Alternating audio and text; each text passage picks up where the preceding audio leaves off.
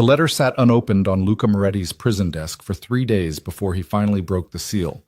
Inside, a woman named Aria wrote words that would haunt him for 2 years, promises wrapped in confession, seduction laced with unexpected honesty. She became his obsession, the only voice that reached past concrete and steel. Now, walking free 8 years early, he has one destination in mind. But Mira Collins, the real woman behind those letters, is packing her bags because the confident stranger she pretended to be never existed. And when a man like Luca discovers he's been deceived, mercy isn't guaranteed. If you're ready to see what happens when fantasy collides with reality, stay until the end, and drop a comment with your city so I can see how far this story travels. The apartment smelled like old paper and lavender soap, 2 scents Mira Collins had convinced herself were comforting rather than pathetic. She sat cross-legged on her threadbare couch, a mug of tea growing cold in her hands, staring at her laptop screen like it might suddenly announce the world had ended. It hadn't, but hers was about to. MafiaBoss. Luca Moretti, released early after cooperation deal. The headline blinked at her from 3 different news sites, each one featuring the same photo. A man walking out of a federal courthouse, flanked by lawyers in expensive suits. He looked exactly like she remembered from the prison directory photo she'd found 2 years ago, except now there were no bars between him and the rest of the world. Sharp jawline, dark eyes that seemed to catalog everything they saw. The kind of face that belonged on a movie screen, not in a mugshot. Mira's stomach dropped somewhere around her knees. "No," she whispered. "No, no, no." Her hands shook as she set down the mug, tea sloshing over the rim and onto a stack of library books she'd been meaning to return for 3 weeks. She didn't notice. Couldn't notice. Because every synapse in her brain was firing the same desperate message. Run. She'd known this day might come. Had told herself it wouldn't matter because Aria, the version of herself she'd created for those letters, wasn't real. Had never been real. Just a character she'd written into existence during a particularly lonely winter, the product of too much wine and a documentary about prison pen pal programs that had made the whole thing seem romantic instead of insane. But Luca Moretti wasn't supposed to get out early. He'd had 15 years left on his sentence. 15 years for Mira to figure out how to stop writing to him, how to ghost a man who controlled criminal operations from behind bars, how to disappear before he ever thought to look for her. Instead, he'd walked free yesterday afternoon. And according to the return address she'd stupidly, recklessly put on every single letter, he knew exactly where to find her. Mira lurched off the couch and stumbled to her bedroom, yanking a duffel bag from the top of her closet. Clothes tumbled in without organization. Underwear mixed with sweaters, a single shoe, her work badge still clipped to yesterday's cardigan. Nothing matched. Nothing made sense. But that was fine because nothing about her life made sense anymore. "Stupid," she muttered, grabbing her toothbrush from the bathroom. Stupid, stupid, stupid. 2 years ago, she'd been a different kind of lonely. The kind that made you do things that seemed harmless at the time, like signing up for a prison correspondence program under a fake name, like crafting letters to a stranger who would never meet you, never judge you, never see the real woman behind the carefully constructed words. Except she hadn't just written polite, friendly letters. No, Mira had created Aria, a bold, confident woman who worked in art galleries and traveled to Paris on impulse and knew how to flirt without second-guessing every word. Aria sent perfume-scented paper. Aria wrote about wine tastings and late-night conversations in speakeasies. Aria promised things that made Mira's face burn when she reread them in the safety of her own apartment. And Luca had written back, every single time. His letters had been different from what she'd expected. No crude advances, no manipulation, just honesty. He wrote about the monotony of prison, the way time moved differently when you had nothing but time. He wrote about his regrets, not about getting caught, but about the choices that had led him there. He asked her questions that made her think, made her feel seen in a way she hadn't felt in years.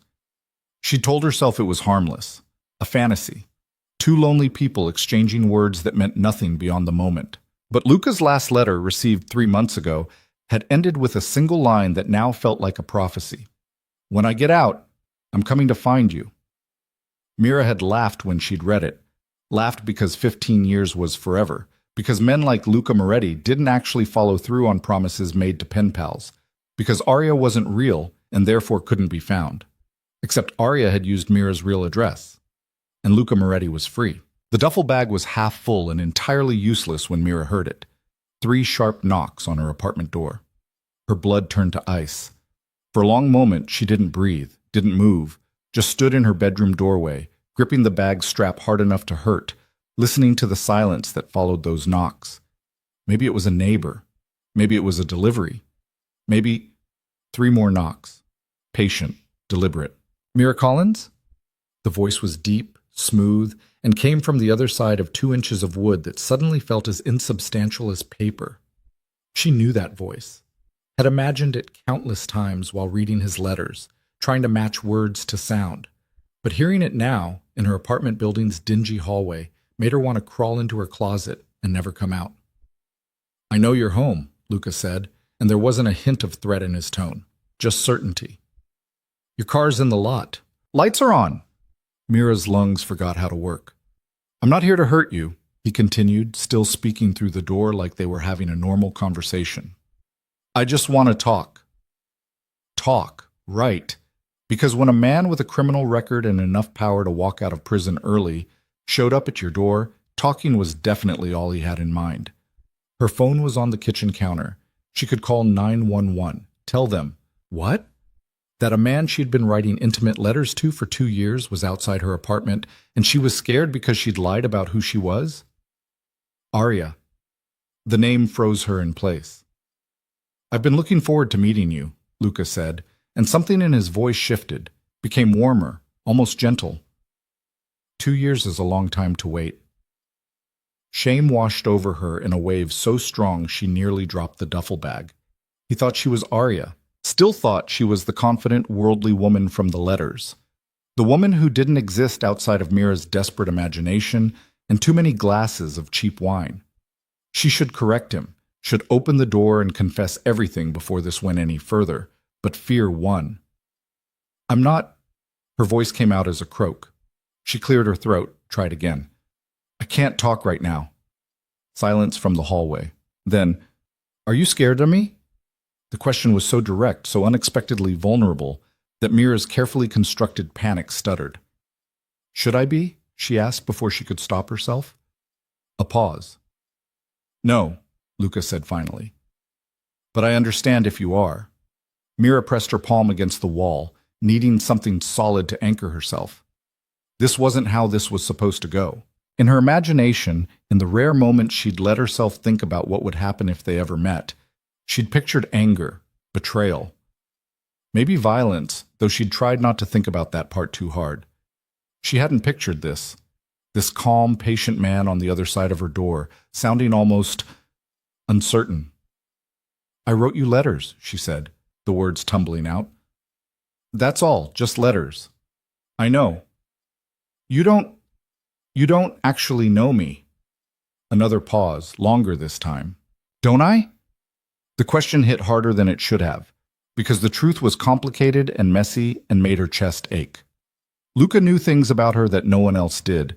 Fears she'd confessed at 2 a.m. while pretending to be someone else, dreams she'd never spoken aloud, the specific kind of loneliness that came from being invisible in a crowd. But he knew Arya, not Mira. "Please leave," she whispered. "Okay." The agreement came so quickly it shocked her. "Okay?" she repeated. "I'm not going to force this," Luca said. "You wrote to me because you wanted to. I'm here because I wanted to meet you, but if you want me gone, I'll go." Mira squeezed her eyes shut. This would be easier if he were the monster she'd half convinced herself he was. Easier if he kicked down the door, if he demanded, if he gave her a concrete reason to be terrified beyond her own cowardice. "I'm staying at the Meridian Hotel," he continued when she didn't respond. "Room 412. If you change your mind, if you want to talk, I'll be there." Footsteps retreated down the hallway. Mira stood frozen, listening to them fade, half convinced this was a trick, that he'd wait around the corner or come back in 5 minutes, or... The building's exterior door opened and closed. Through her window, she watched a black car pull away from the curb.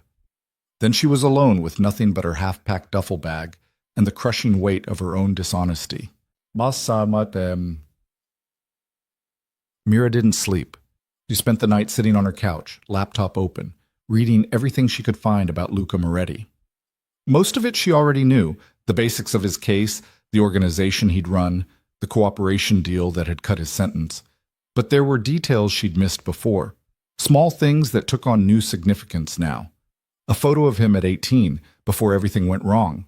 He'd been smiling, arm around a girl who turned out to be his sister. The caption mentioned she'd died in a car accident 2 months after the photo was taken, an interview with one of the prosecutors who'd wanted to put him away for life.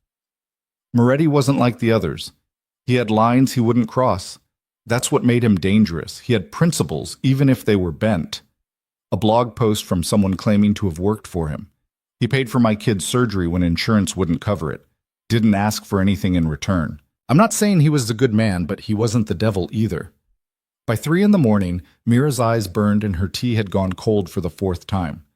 She closed the laptop and stared at the ceiling, trying to figure out what she was supposed to do now.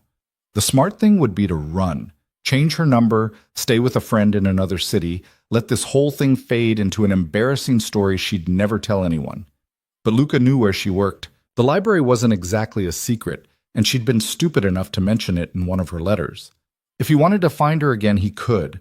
And if she ran, she'd spend the rest of her life looking over her shoulder, wondering when he'd show up.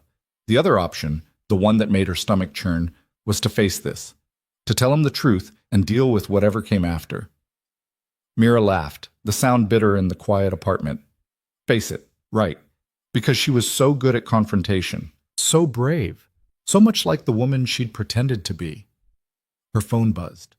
For a wild second, she thought it might be Luca, but no. He didn't have her number. She'd been careful about that, at least. It was her friend Rachel. Coffee tomorrow? You've been MIA lately. Mira stared at the message, thumb hovering over the keyboard. Rachel was normal, practical, the kind of person who would absolutely lose her mind if Mira confessed to writing love letters to a mafia boss under a fake name. She typed back, "Can't tomorrow." Rain check? The lie came easily.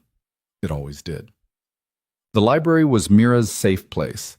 Between the worn carpet and the smell of old books, the predictable rhythm of checkouts and returns, she could pretend the rest of the world didn't exist. She'd worked there for 6 years, long enough that the building felt more like home than her apartment ever had. But walking in the next morning, everything felt wrong. She jumped at every sound. Every time the front door opened, her heart seized. She shelved books in the wrong sections, stammered through a conversation with a regular patron about his overdue fines, and spilled coffee on a new shipment of bestsellers. "You okay?" her coworker Marcus asked around noon, leaning against the circulation desk. "You look like you've seen a ghost." "Just tired," Mira said automatically. "Uh-huh." Marcus didn't look convinced. "You want to take lunch early? I can cover." She should say no, should stay busy. Stay distracted. But the thought of sitting in the break room alone, jumping at shadows, made her want to scream. "Yeah," she said. "Thanks." The coffee shop down the block was crowded enough that Mira could disappear into a corner booth with her sandwich and a book she had no intention of actually reading. She picked at the bread, stomach too knotted to eat, and tried not to think about the hotel room 4 blocks away where Luca was probably wondering why the woman he'd been writing to for 2 years was too much of a coward to face him. "Mind if I sit?" Mira's head snapped up. Luca Moretti stood beside her booth, holding a cup of black coffee, looking exactly as overwhelming in person as she'd feared. Tall, easily over 6 feet, broad shoulders under a dark coat that probably cost more than her rent. Those eyes that had stared out from his mugshot now fixed on her with an intensity that made her forget how to breathe. "How did you—" The word stuck in her throat. "You mentioned you worked at the library," he said calmly, like this was a normal interaction between normal people. "Only one in walking distance from your apartment. Figured you'd take lunch somewhere close." He'd been looking for her. Part of Mira wanted to bolt. The larger part was frozen, trapped between panic and something she couldn't quite name. "I'm not Arya," she blurted out. Luca's expression didn't change. "I know." "You what?" He gestured to the empty seat across from her. "Can I?" Mira nodded, numb. He sat down, setting his coffee on the table between them with careful precision. Up close, she could see the small details the photos had missed. A scar cutting through his left eyebrow, the faint shadow of stubble along his jaw, the way his hands moved with deliberate control, like he was constantly aware of his own strength. "You knew?" she managed. "I suspected." Luca took a sip of his coffee. "About 6 months in." The sandwich in Mira's hand felt like cardboard. "Then why did I keep writing?" He met her eyes, and there was something in his gaze that made her chest tight. Because the woman behind those letters was more interesting than the fantasy. Mira's brain stuttered to a halt. "You're not a good liar," Luca continued, and there was no cruelty in the observation, just fact. The confident parts, those felt rehearsed, but the things you let slip, the moments you forgot to perform, those were real. Those were you. Heat flooded her face. "I don't understand." "You wrote about being invisible," he said quietly, "about walking into rooms and feeling like you were made of glass, about working in a library because books were safer than people." He paused. "Arya, the version you were trying to be, wouldn't write things like that." Mira couldn't look at him, couldn't breathe properly. Every word felt like he was peeling back her skin, exposing things she'd never meant to show. "I'm sorry," she whispered. "For what?" "For lying, for wasting your time, for what?" "Mira!" The way he said her name stopped her. Not harsh, just solid, real. "You didn't waste my time," she forced herself to meet his eyes. "I've had a lot of time to think," Luca said. 2 years in a cell with nothing but your letters and my own regrets. You know what I figured out?" She shook her head. "Everyone performs. Everyone puts on a version of themselves they think the world wants to see. You were more obvious about it." His mouth curved into something that might have been a smile if it had reached his eyes. "But the real you kept showing through, and that's who I wanted to meet." Mira's throat burned. "You don't know me." "Maybe not everything," he agreed, "but I know you're scared right now. I know you're probably planning how to run, where to go, how to disappear." He leaned back, giving her space. "I know you think I'm angry about the deception." "Aren't you?" "No." The answer was so simple, so direct, that it punched through her defenses. "I don't understand," she said again, hating how small her voice sounded. Luca was quiet for a moment, turning his coffee cup in slow circles. "In prison, everyone has an angle. Everyone wants something. But your letters, they weren't trying to get anything from me. You weren't asking for money, or favors, or connections." He looked up. "You were just lonely, and honest about it, even when you were trying not to be." "That doesn't make it okay," Mira said. "I still lied about who I was." "Did you?" He tilted his head slightly. "Or did you just try to be braver on paper than you felt in real life?"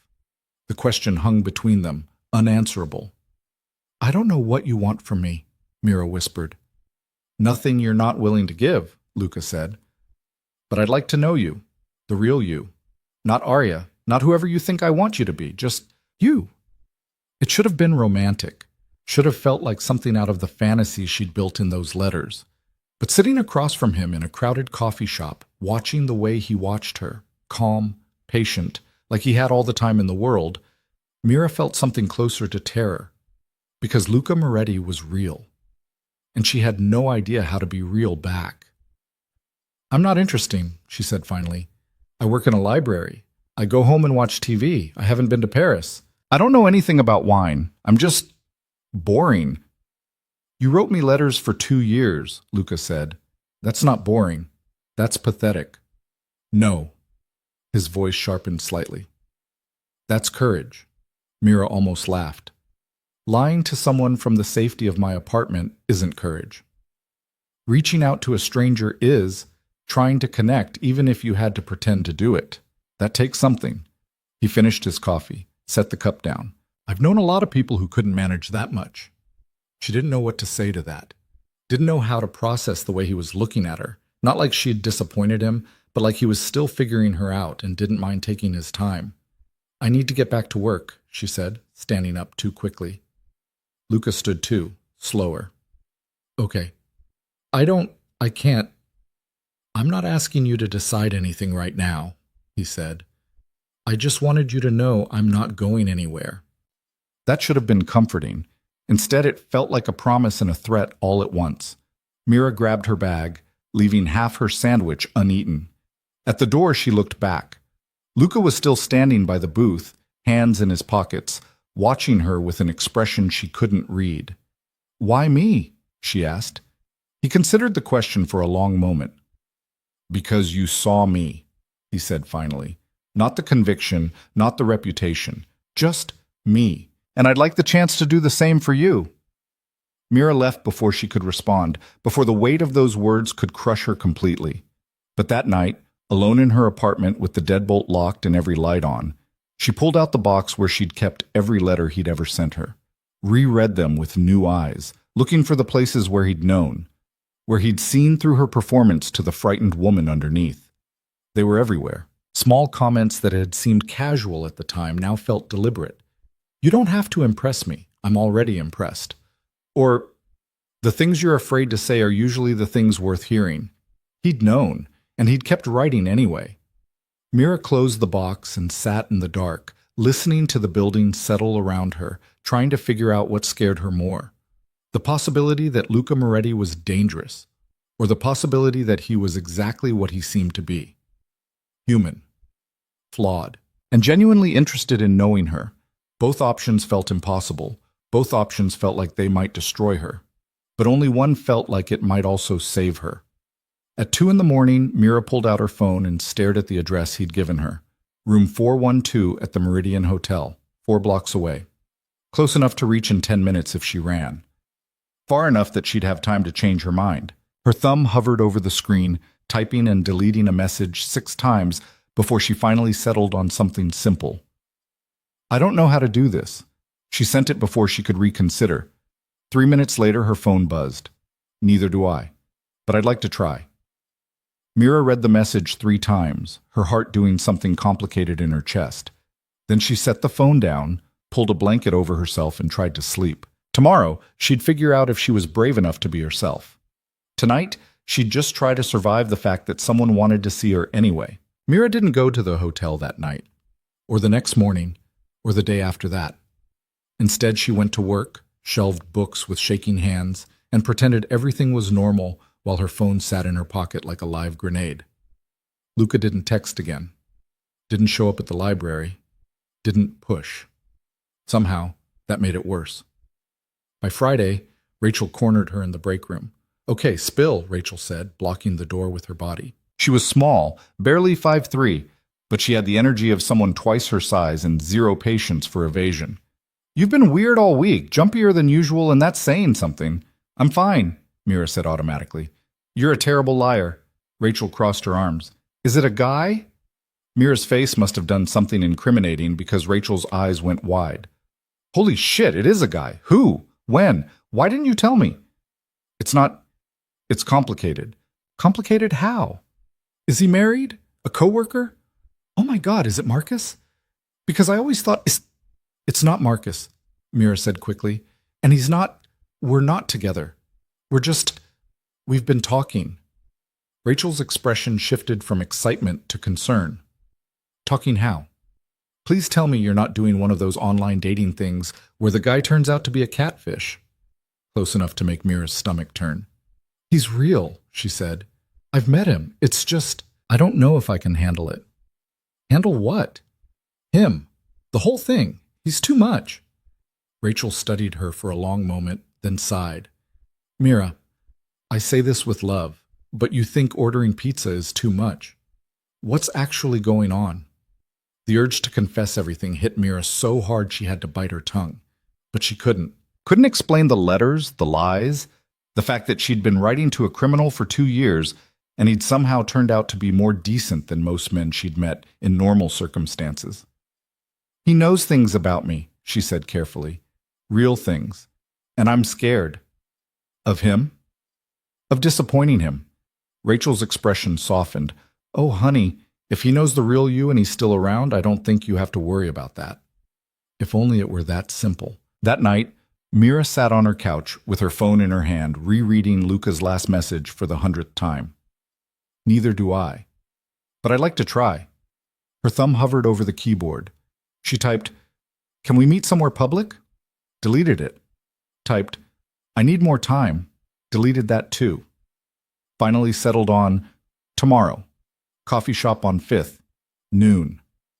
She hit send before she could spiral into another round of second guessing.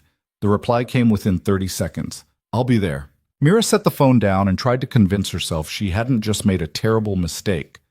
The coffee shop was more crowded on Saturday than it had been during the weekday lunch rush. Mira arrived 15 minutes early, claimed a corner table, and spent the wait regretting every decision that had led to this moment. She'd changed clothes 4 times that morning, finally settling on jeans and a sweater that Rachel had once called Librarian chic, in a tone that suggested it wasn't a compliment. Her hair was pulled back in a ponytail that had already started to come loose.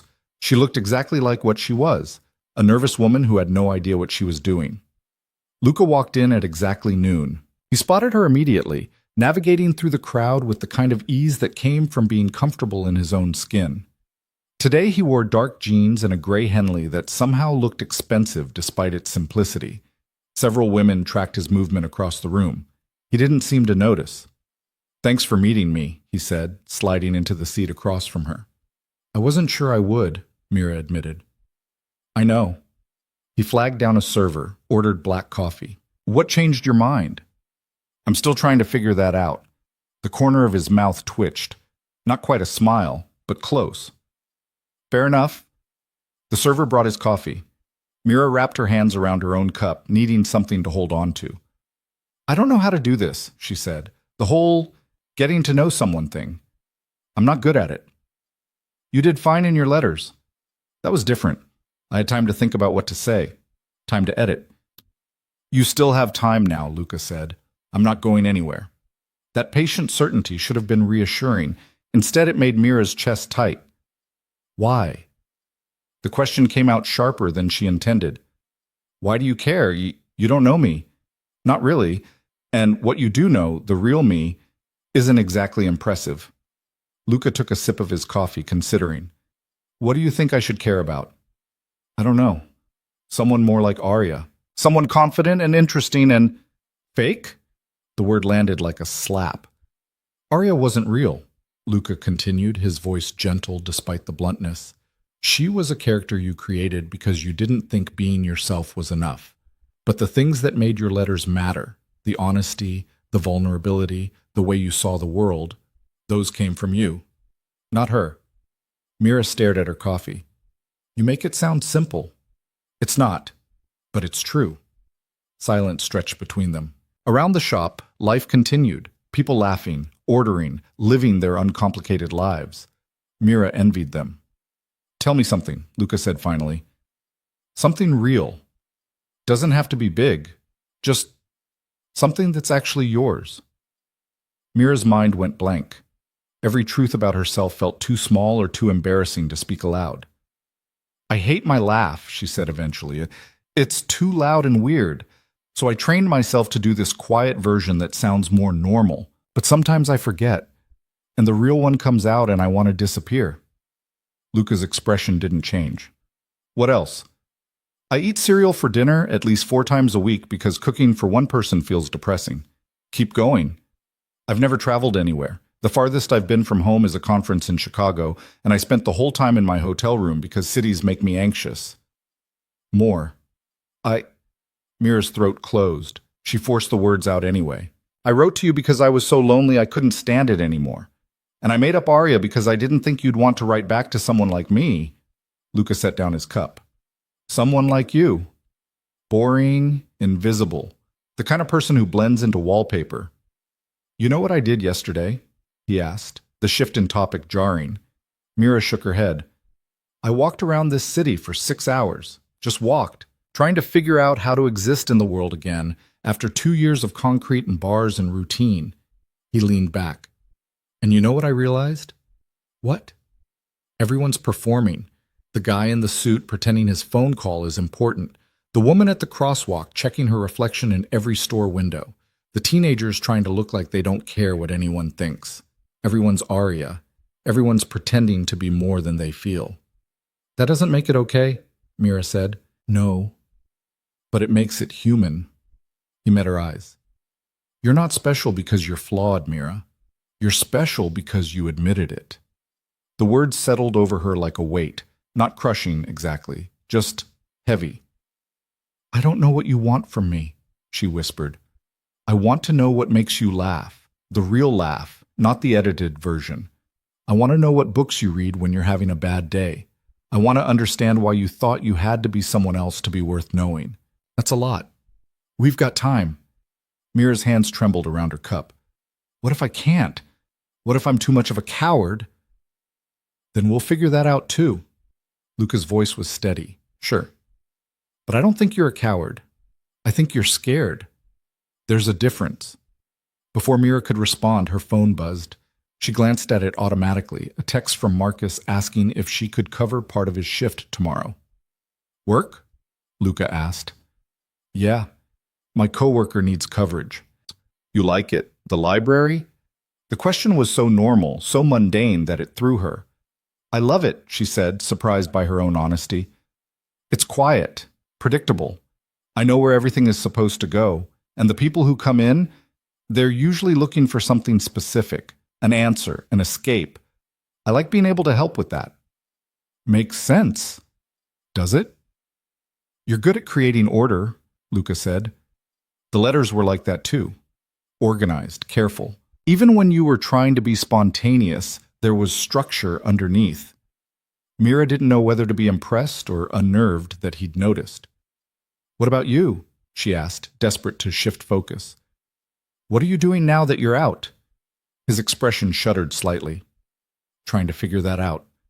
That's not an answer. It's the only one I have. He paused. I can't go back to what I was doing before. That life's done, but I don't know what comes next. That must be terrifying. It is. The admission came easily, like he wasn't ashamed of it. Everything's different. The world moved on while I was locked up. Technology, people, the way things work. I feel like I'm learning a foreign language. Mira understood that feeling more than she wanted to admit. Different circumstances, same isolation. Is that why you came looking for me? She asked. Because I was familiar? Partly. Luca's gaze held hers. But mostly because your letters were the only thing that felt real during those 2 years. Everyone else wanted something or was afraid of me or treated me like a problem to solve. You just talked to me. Like I was a person. You are a person. Not everyone sees it that way. The weight of that statement hung between them. Mira thought about the articles she'd read, the comment sections full of people who saw Luca as nothing more than his worst decisions. She'd been guilty of it too at first, reducing him to a headline, a story, a safe distance. I see it, she said quietly. Something in Luca's expression shifted, softened. I know, he said. They sat in silence for a while, the coffee shop noise washing over them. It should have been awkward, should have felt forced, but somehow it wasn't. Can I ask you something? Mira said finally. Anything. Are you angry about the letters, the lying, all of it? Luca considered the question. No. Disappointed maybe, for about 5 minutes when I first figured it out. But angry? No. Why not? Because I understood it. He traced the rim of his cup with one finger. I've spent my whole life being what other people needed me to be. Strong, dangerous, in control. I know what it's like to perform a version of yourself until you forget where the act ends and you begin. Is that what happened to you? Yeah. The word was heavy. I became what people expected, and by the time I realized it was killing me, I was in too deep to get out. Mira's chest ached. Do you regret it? Every day? He looked up. But I'm trying to do better, be better, figure out who I actually am under all the bullshit. That's brave. Luca laughed, the sound surprising. I've been called a lot of things. Brave isn't usually one of them. Well, it should be. The words came out more forcefully than Mira intended. Luca's eyebrows rose. Sorry, she said quickly. Everyone acts like changing is easy, like you can just decide to be different and that's it. But it's not. It's terrifying, and you're doing it anyway. So are you, Luca pointed out. I'm sitting in a coffee shop. That's not exactly revolutionary. You're sitting across from someone who scares you, someone you lied to, and you're being honest anyway. He tilted his head. That's not nothing. Mira wanted to argue, wanted to minimize it, but something in his expression stopped her. Okay, she said instead. Okay? Okay. Maybe it's not nothing. The corner of Luca's mouth curved. Progress. Her phone buzzed again. Another text from Marcus, this one with 3 question marks. Mira sighed. I should probably answer him. Go ahead. She typed out a quick response, aware of Luca watching her. Not in a creepy way, just observant, like he was trying to memorize the details. Does it bother you? She asked, setting the phone down. Being stared at? You get used to it. People are curious, or scared, or both. I'm not scared of you, Mira said, then paused. Okay, that's a lie. I am, but not because I think you'll hurt me. Then why? Because you see me, really see me, and I don't know what to do with that. Luca was quiet for a moment. Would it help if I told you I'm just as scared? Of what? Disappointing you, being less than what you imagined. He shrugged. In your letters, I could be anyone. I could edit myself, show you the parts that made sense, and hide the rest. But now you're here, and I'm here, and there's no buffer, just 2 people trying to figure out if they actually like each other. The honesty of it knocked something loose in Mira's chest. I like you, she blurted out, then immediately wanted to take it back. I mean, I don't know you well enough to really like you, but what I do know, I like, which sounds stupid. I'm making this worse. You're not, Luca said, and he was definitely smiling now. Small, but real. And for what it's worth, I like you too. Mira's face burned. Even though I'm a mess? Especially because you're a mess. Perfect people are boring. I am definitely not perfect. Good. They ordered more coffee. Talked about nothing important. The books on Mira's nightstand, the weirdness of using a smartphone after 2 years of prison landlines, her catastrophic attempt at growing herbs on her apartment windowsill. Easy things, surface things. But underneath, something was shifting.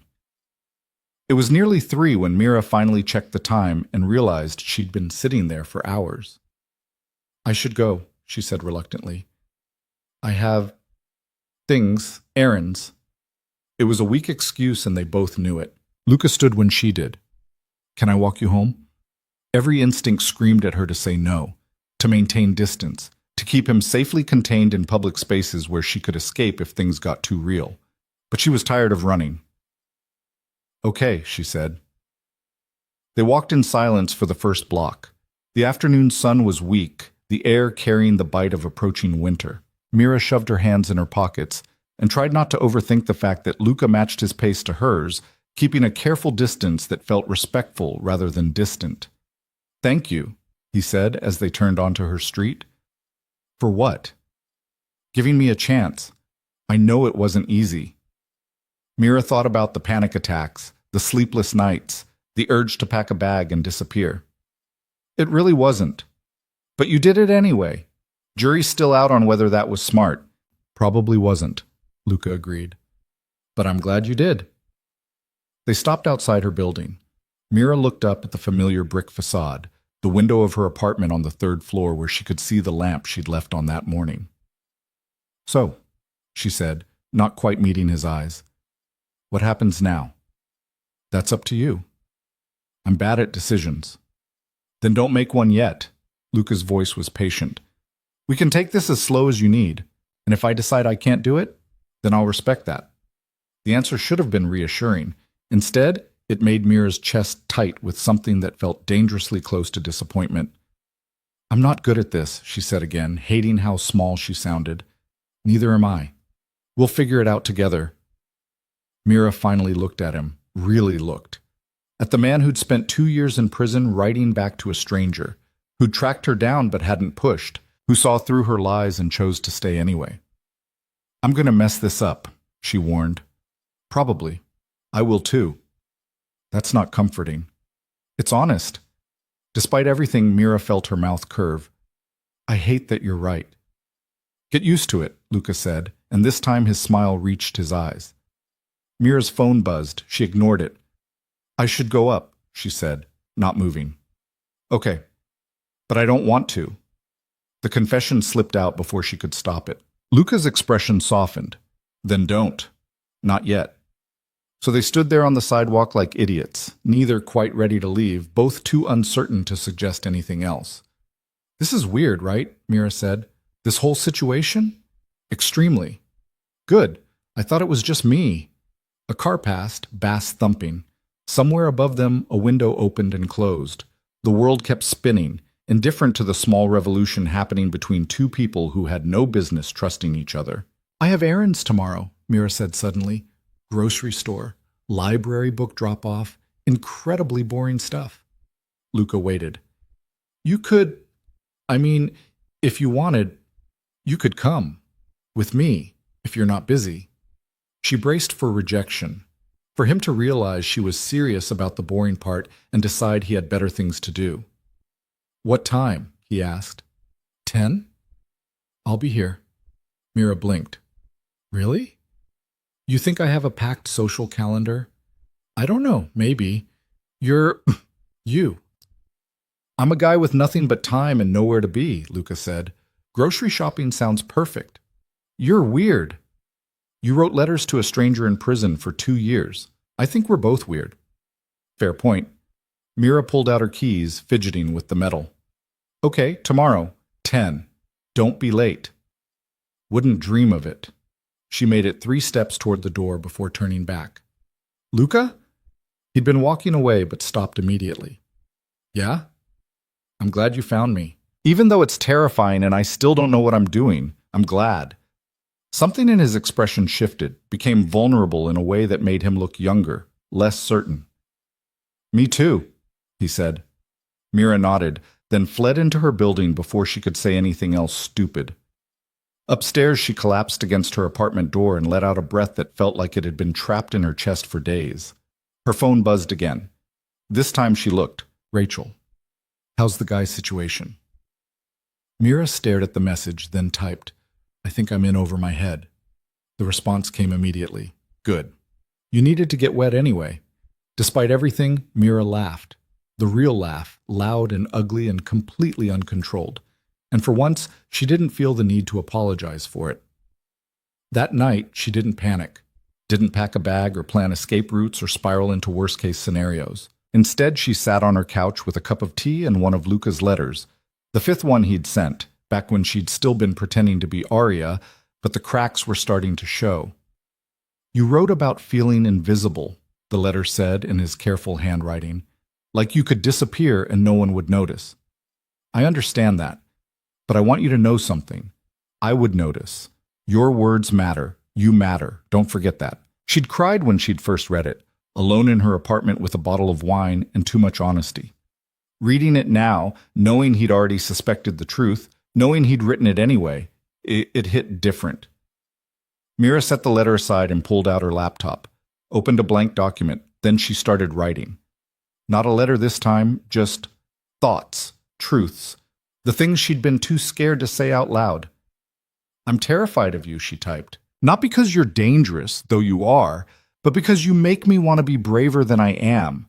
You make me want to stop hiding, and I don't know if I'm capable of that. But I want to try. I want to be the kind of person who deserves the way you look at me. I want to stop running. She didn't send it, didn't plan to, but writing it felt like something, a start. Outside her window, the city hummed. Somewhere out there, Luca was probably in his hotel room, dealing with his own uncertainty. And tomorrow, they'd go grocery shopping like normal people. The thought should have been absurd. Instead, it felt like the bravest thing she'd ever done. Mira closed the laptop and went to bed. For the first time in a week, she slept straight through the night. When she woke up, sunlight was streaming through her window and her phone showed a single message from Luca. Still good for 10? She typed back, yes. Fair warning, I'm very particular about produce. His response? I'd expect nothing less. Mira smiled at her phone, then immediately felt ridiculous for smiling at her phone. But she didn't stop. At 9:45, she stood in front of her closet, trying to figure out what one wore at a grocery shop with a former Mafia boss. Everything felt wrong, too formal, too casual, too much like she was trying too hard. Finally, she settled on jeans and a green sweater Rachel had given her last Christmas. Nothing special, just her. Luca was waiting outside her building at exactly 10, looking unfairly good in dark jeans and a jacket that probably cost more than her monthly rent. "Morning," he said. "Hi." Mira adjusted her purse strap. "This is really happening?" "Appears so." "And you're sure you want to spend your Saturday watching me debate apples?" "Positive." "You're strange." "You've mentioned." They walked to the grocery store 3 blocks over, falling into an easy rhythm. Mira grabbed a cart, hyper-aware of how domestic this was. How normal. "So," Luca said as they entered the produce section. "What's the apple situation?" "Honeycrisp or nothing," Mira said seriously. "Everything else is a waste of time." "Strong opinion." "I work in a library. Strong opinions about mundane things are all I have." She picked through the apples, examining each one with the kind of focus usually reserved for hostage negotiations. Luca watched, amused. "You weren't kidding about being particular," he said. "I warned you." They moved through the store slowly. Mira grabbed pasta, sauce, the cereal she lived on. Luca offered commentary on nothing important. The aggressive number of chip flavors, the mystery of why stores kept rearranging everything, the fact that he'd forgotten how overwhelming choices were after prison commissary. It was the most normal hour Mira had spent in weeks. At checkout, Luca reached for his wallet. "Absolutely not," Mira said. "I don't mind." "No." He raised his hands in surrender. "Okay." Outside, bags in hand, they stood on the sidewalk. "Now what?" Luca asked. Mira should have said goodbye, should have thanked him for coming and retreated to her apartment. Instead, she heard herself say, "There's a park 2 blocks over. Want to walk?" "Yeah, I do." The park was small, mostly empty on a Saturday morning. They found a bench overlooking a pond where ducks congregated, hoping for breadcrumbs. "Thank you," Mira said, setting her grocery bags down. "For this. For being patient. For not giving up on me even though I'm a disaster." "You're not a disaster." "I'm sitting in a park with a man I met through prison letters." "That's pretty disaster adjacent." Luca laughed. A real laugh, warm and unexpected. "Fair point." They sat in comfortable silence, watching the ducks argue over territory. "Can I tell you something?" Mira asked. "Always." "I'm still scared of this, of you, of messing up, but I'm less scared than I was, and I think that's progress." "It is," Luca said quietly. "I don't know where this goes, if it goes anywhere, but I want to find out." He turned to look at her. "Yeah?" "Yeah." The word hung between them, fragile and honest and terrifying. Luca reached over, slow enough that Mira could have pulled back. His hand covered hers where it rested on the bench. "One step at a time," he said. Mira looked down at their hands, his larger, scarred, careful, hers smaller, trembling slightly. "One step at a time," she echoed, and for the first time since this whole thing started, she believed they might actually make it. The easy rhythm they'd found that morning shattered exactly 6 days later. Mira was restocking the biography section when she felt it, that prickle on the back of her neck that meant someone was watching. She turned, expecting to find a patron needing help or Marcus goofing off between tasks. Instead, she found a stranger. He was standing at the end of the aisle, hands in the pockets of an expensive coat, looking at her with the kind of assessment that made her skin crawl. Not sexual, clinical. Like she was a problem he was calculating how to solve. "Can I help you?" Mira asked, proud that her voice only shook a little. "You, Mira Collins?" Everything in her body screamed danger. "Who's asking?" The man smiled, but it didn't reach his eyes. "Name's Vincent. I work for someone who's concerned about Luca's new friendship."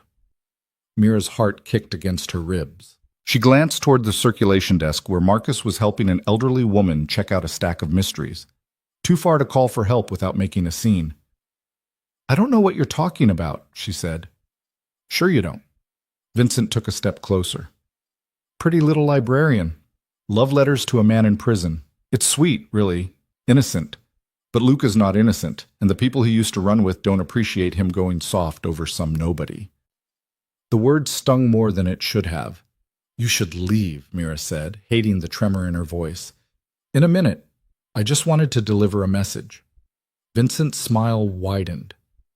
Whatever you think is happening between you two, it's a fantasy. Luca's got responsibilities, debts, and playing house with a civilian isn't part of that picture.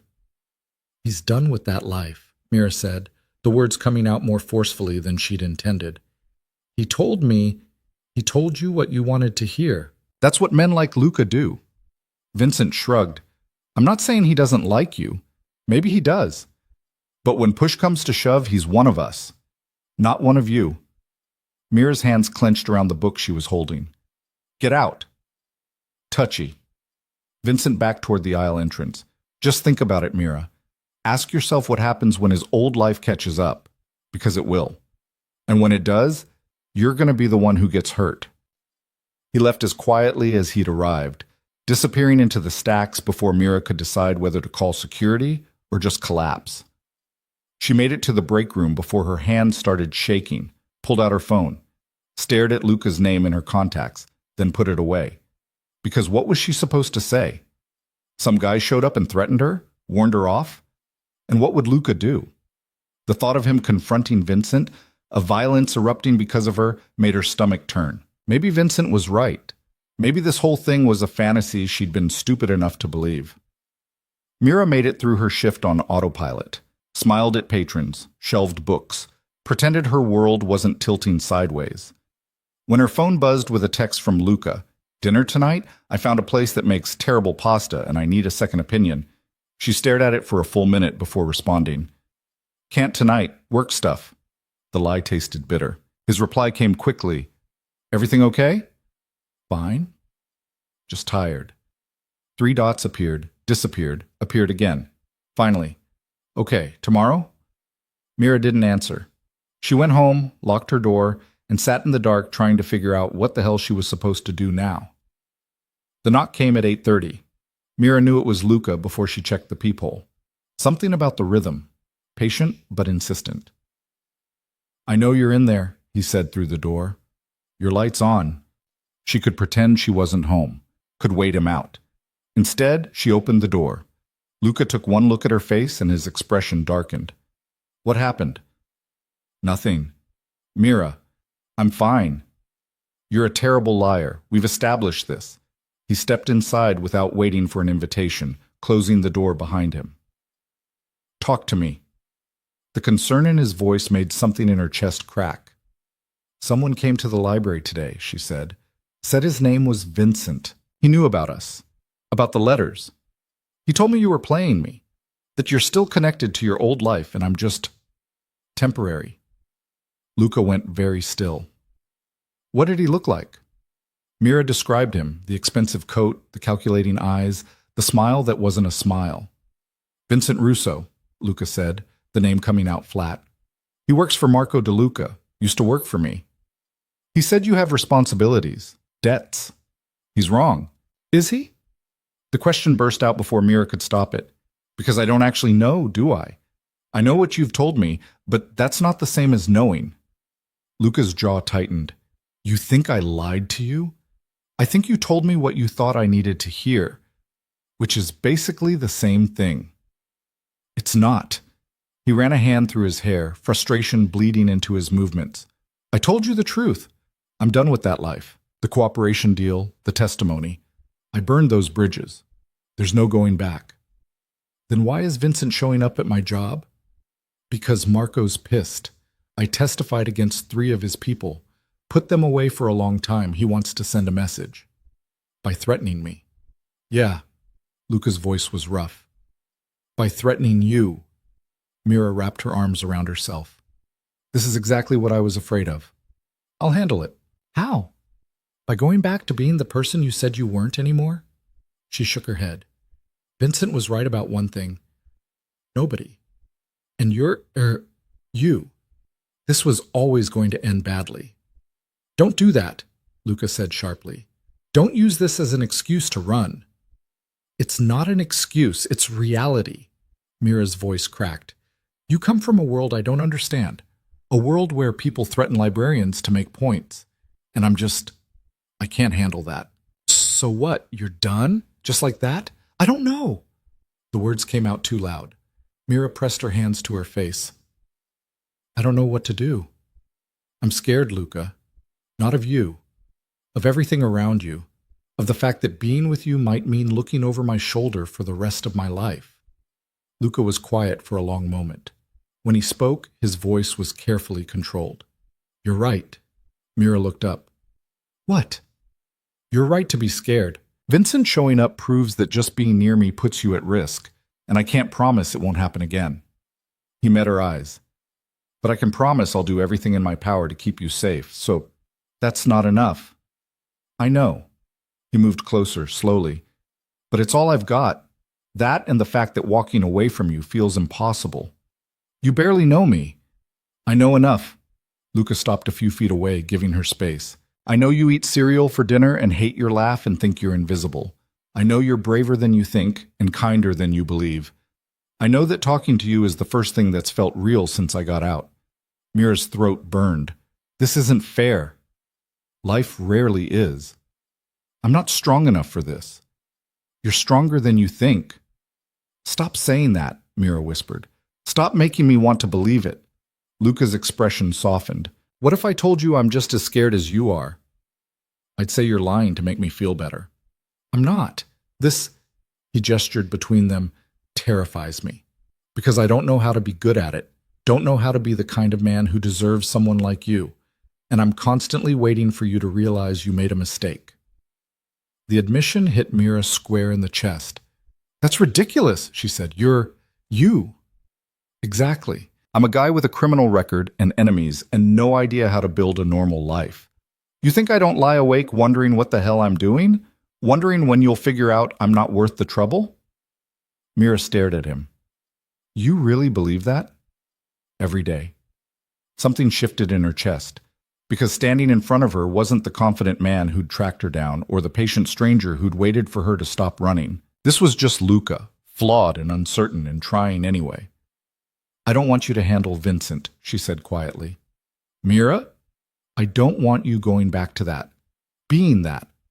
Not for me. Then what do you want? She thought about it, really thought about it. About Vincent's smug face and his calculating threats. About the fear that had been her constant companion for weeks. About Luca standing in her apartment, offering protection she didn't know how to accept. I want to not be afraid, she said finally. But I don't know how to do that. We figure it out together. You keep saying that. Because it's true. Luca took another step closer. I can't make Vincent disappear, can't erase my past or guarantee no one else will come looking, but I can promise I won't let them touch you, and I can promise I'll be honest about what we're up against.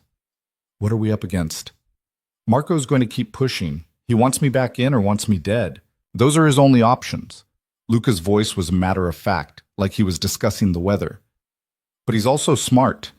He knows coming at you directly is a line that'll start a war. Today was a warning, a test to see if I'd break. And will you? No. The word was absolute. But I need to make sure he understands that. Mira's stomach dropped. How? Not the way you're thinking. I'm not going back to violence, but I have information Marco wants kept quiet. Leverage. I just need to remind him it exists. That sounds dangerous. Less dangerous than doing nothing. Mira sank onto her couch, suddenly exhausted. Luca stayed standing, giving her space. I don't know if I can do this, she said. Live like this, with threats and leverage and people like Vincent showing up. I understand if you can't. I won't blame you.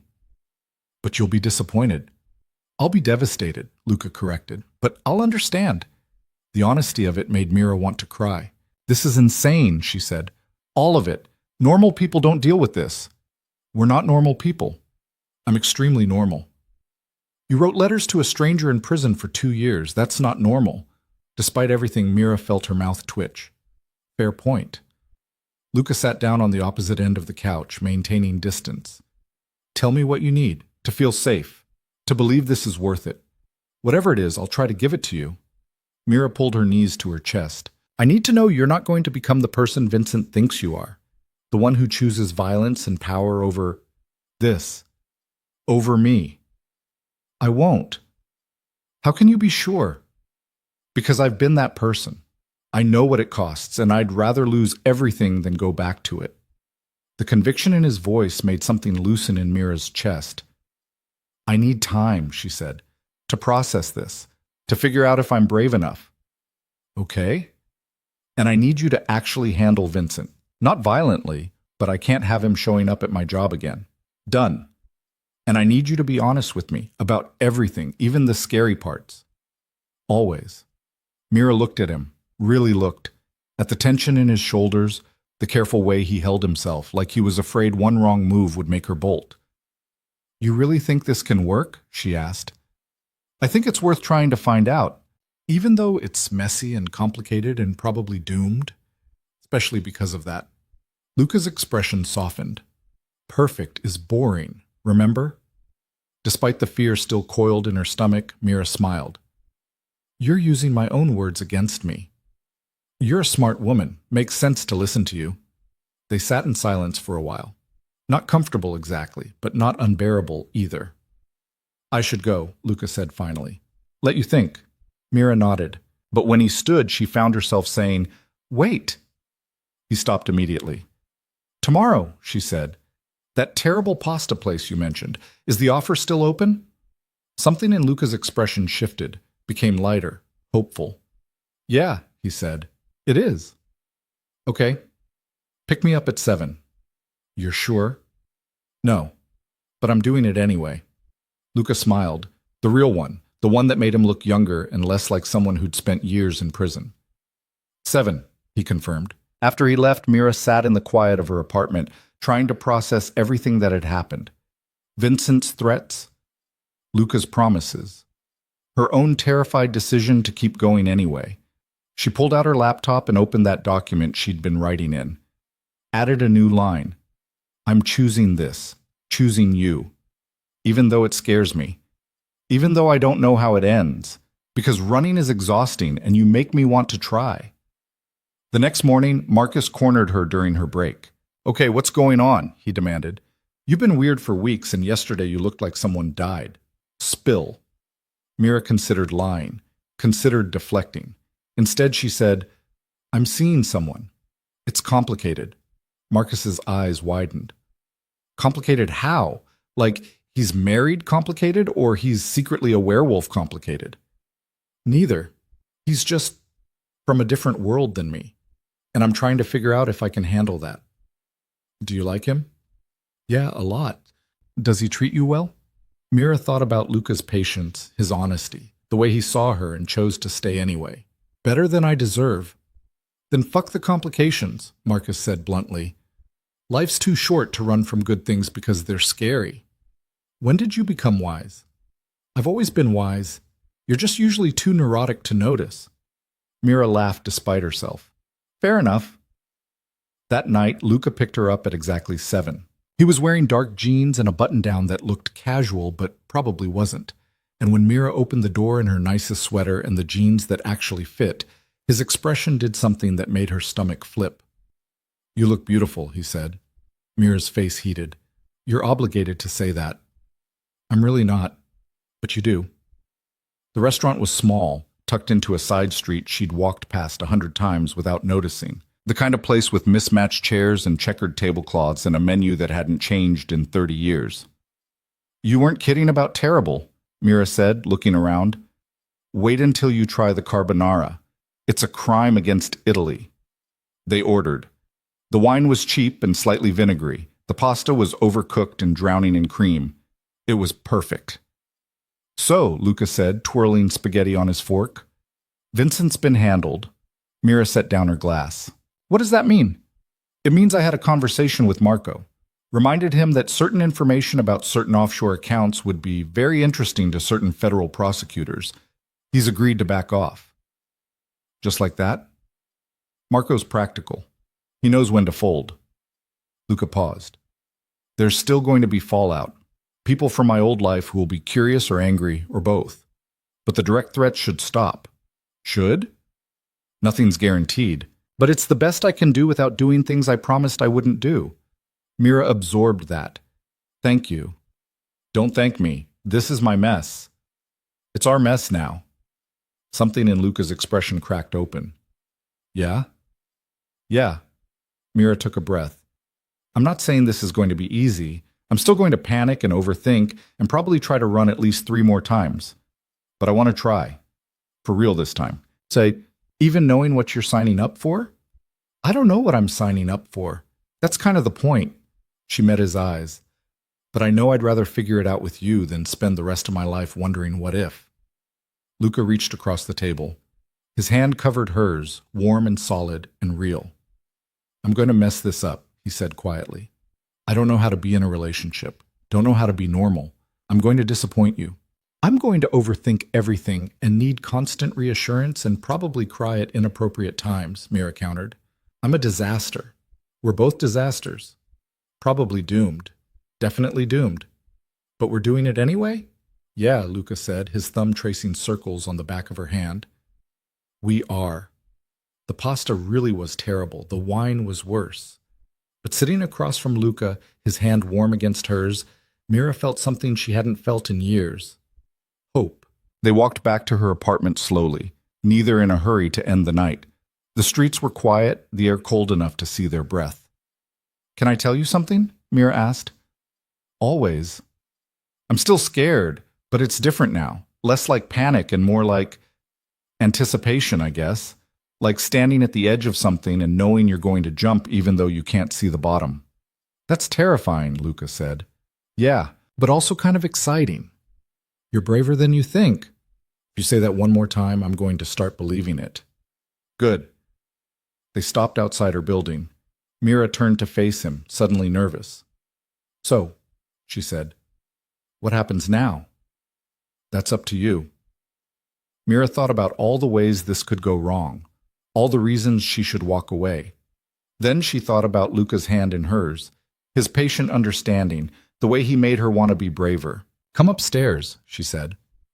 Luca's eyes widened slightly. You sure?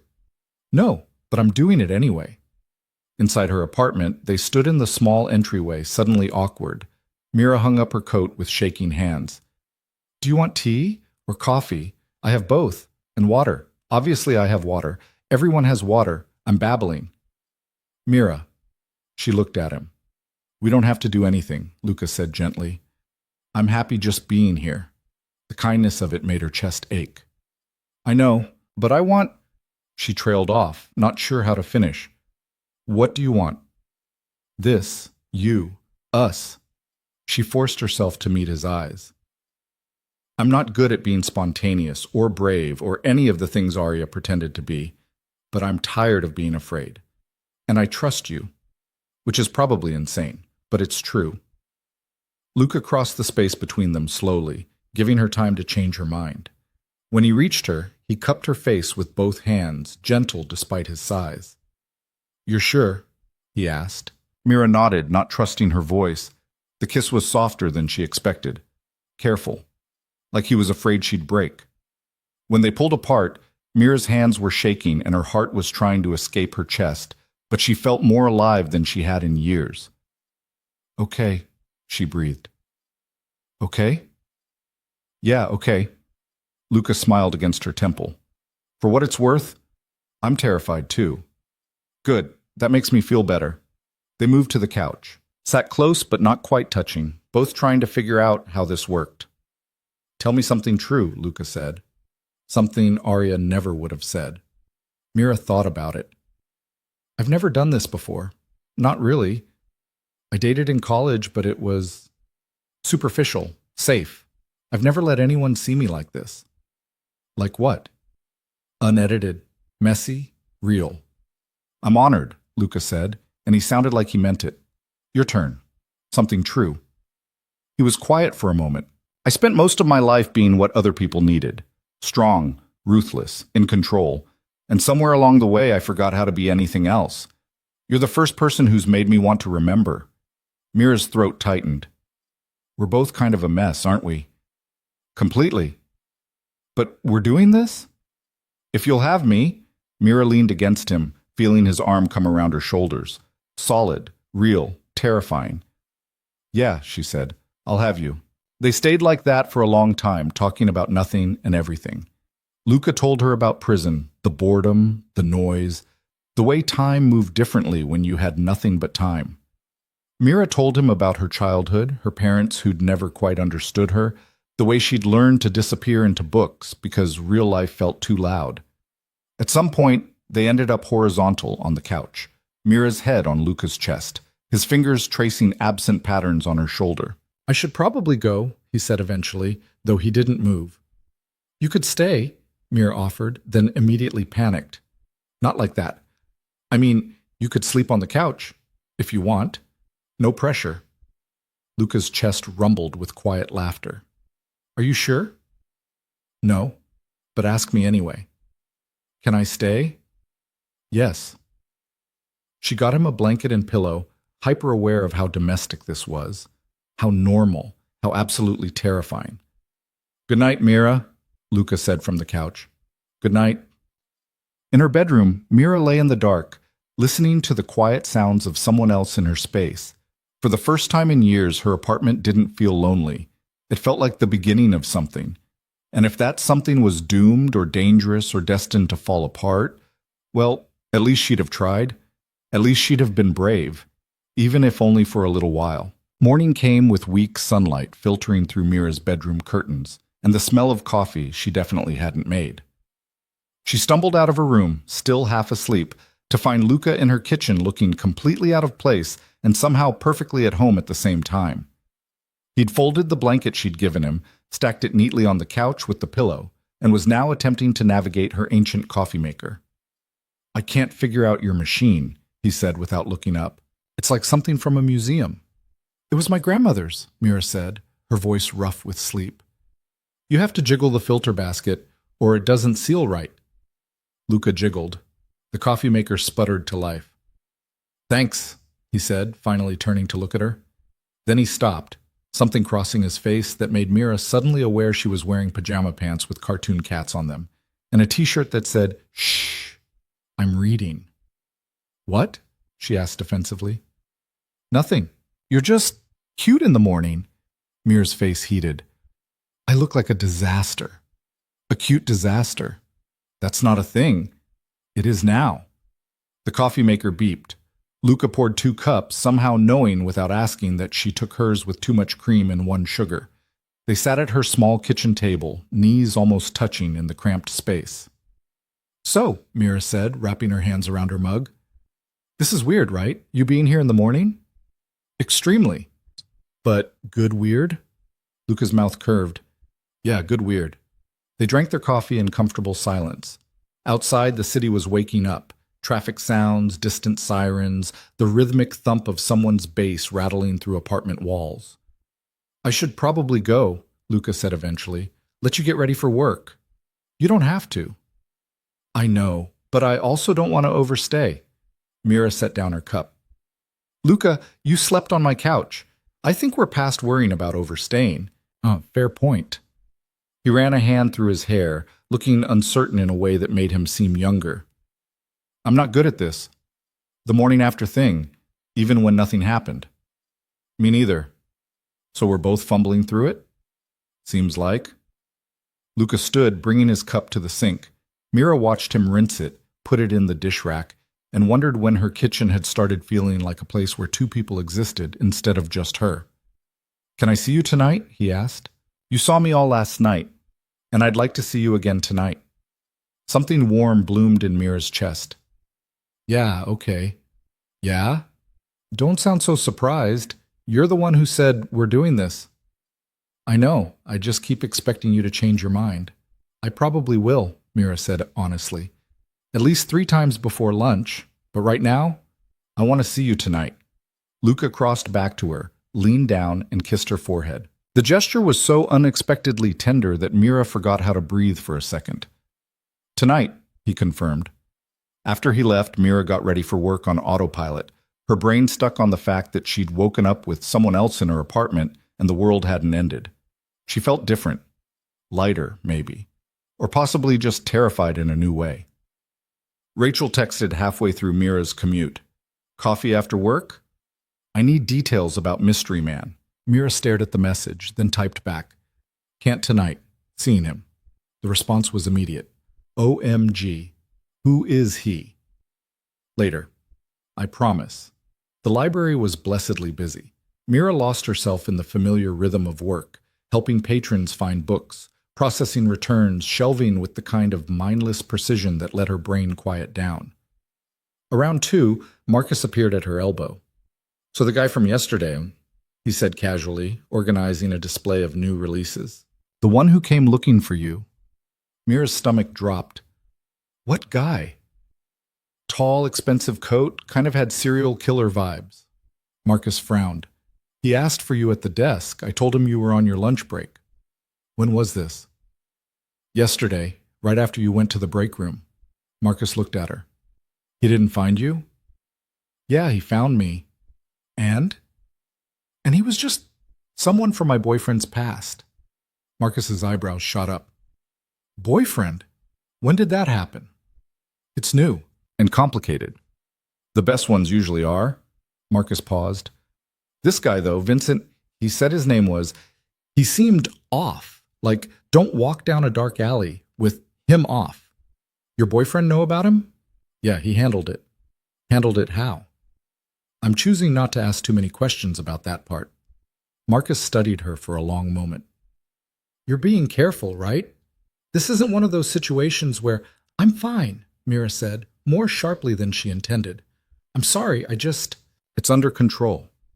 Okay? Marcus didn't look convinced, but if you need anything, I know, thanks.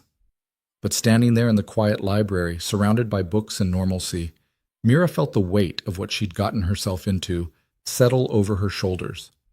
Vincent showing up was a reminder that Luca's past wasn't actually past.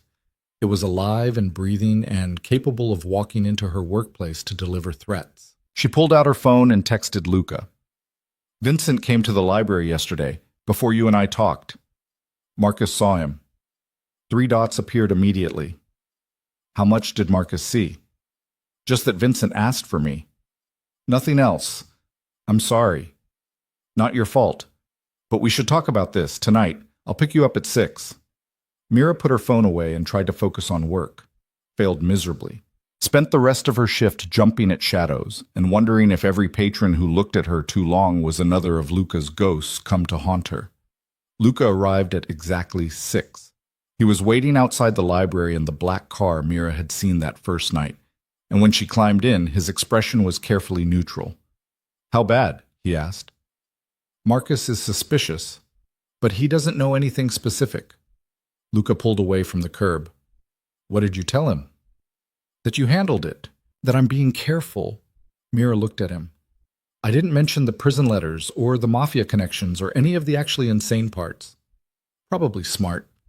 They drove in silence for a few blocks before Mira realized they weren't heading toward her apartment. Where are we going? She asked. Somewhere we can talk without walls listening. The paranoia in the statement should have scared her. Instead, it just made her tired. Luca took them to a waterfront park, mostly empty in the evening cold.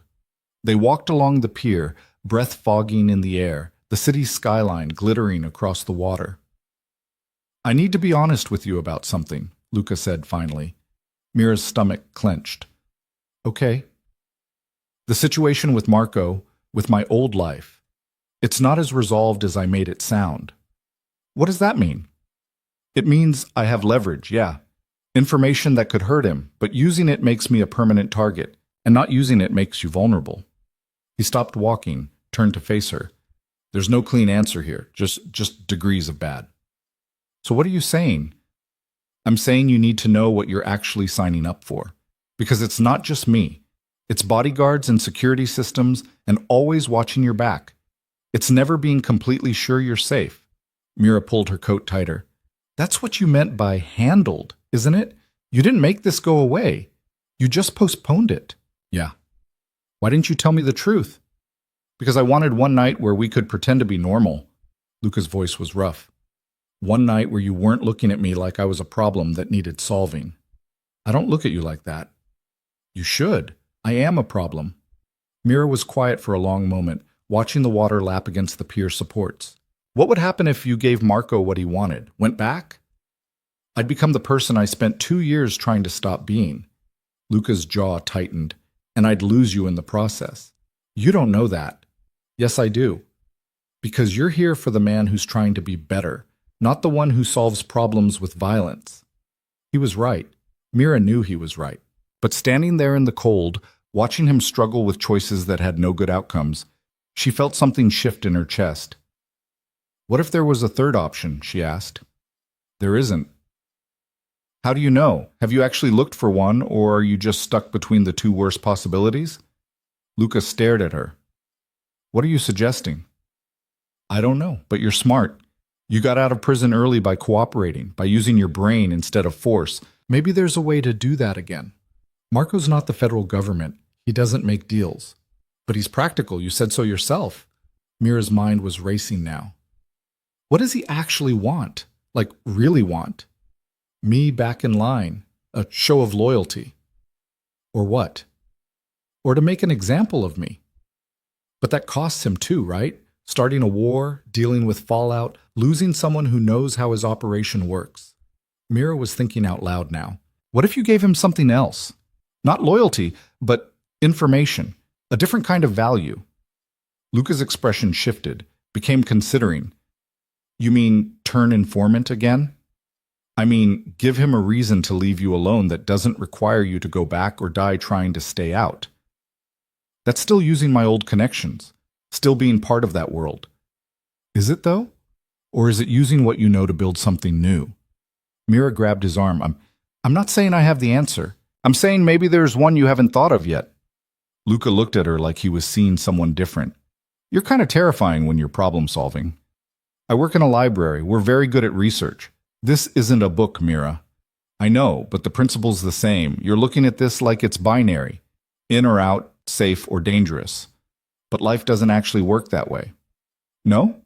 No. It's messy and complicated, and usually the answer is somewhere in the middle where nobody's happy but everyone survives. She paused. What about witness protection? Could you? Already offered. I turned it down. Why? Because it meant disappearing. New identity, new city, no contact with anyone from my old life. He met her eyes. Including you. The words hit Mira like a physical blow. You chose this. Chose staying here, even knowing it was dangerous.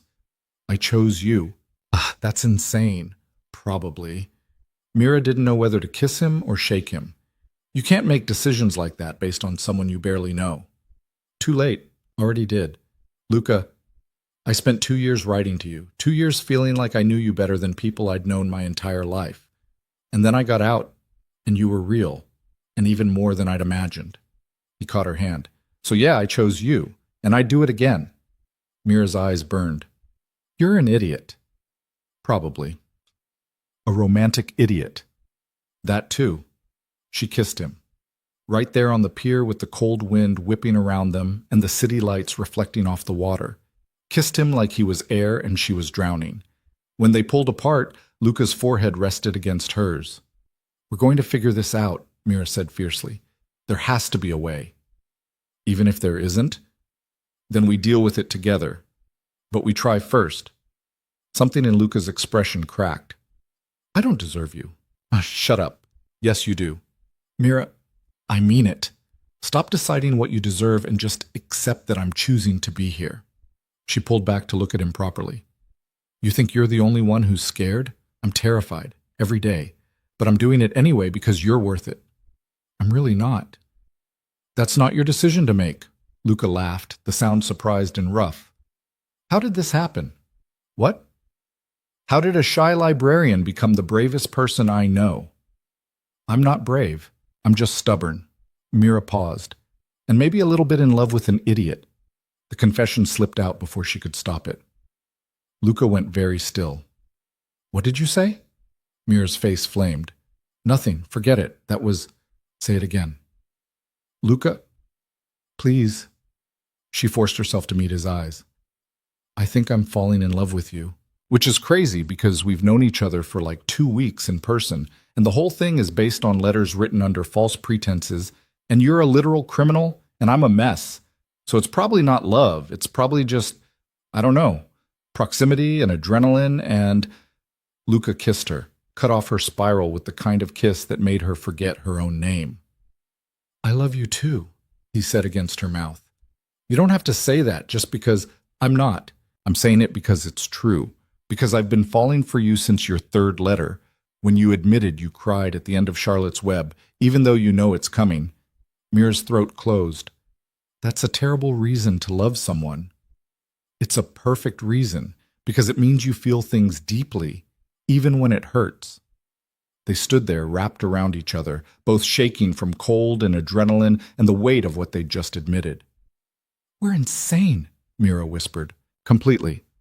This is going to be a disaster. Probably. But we're doing it?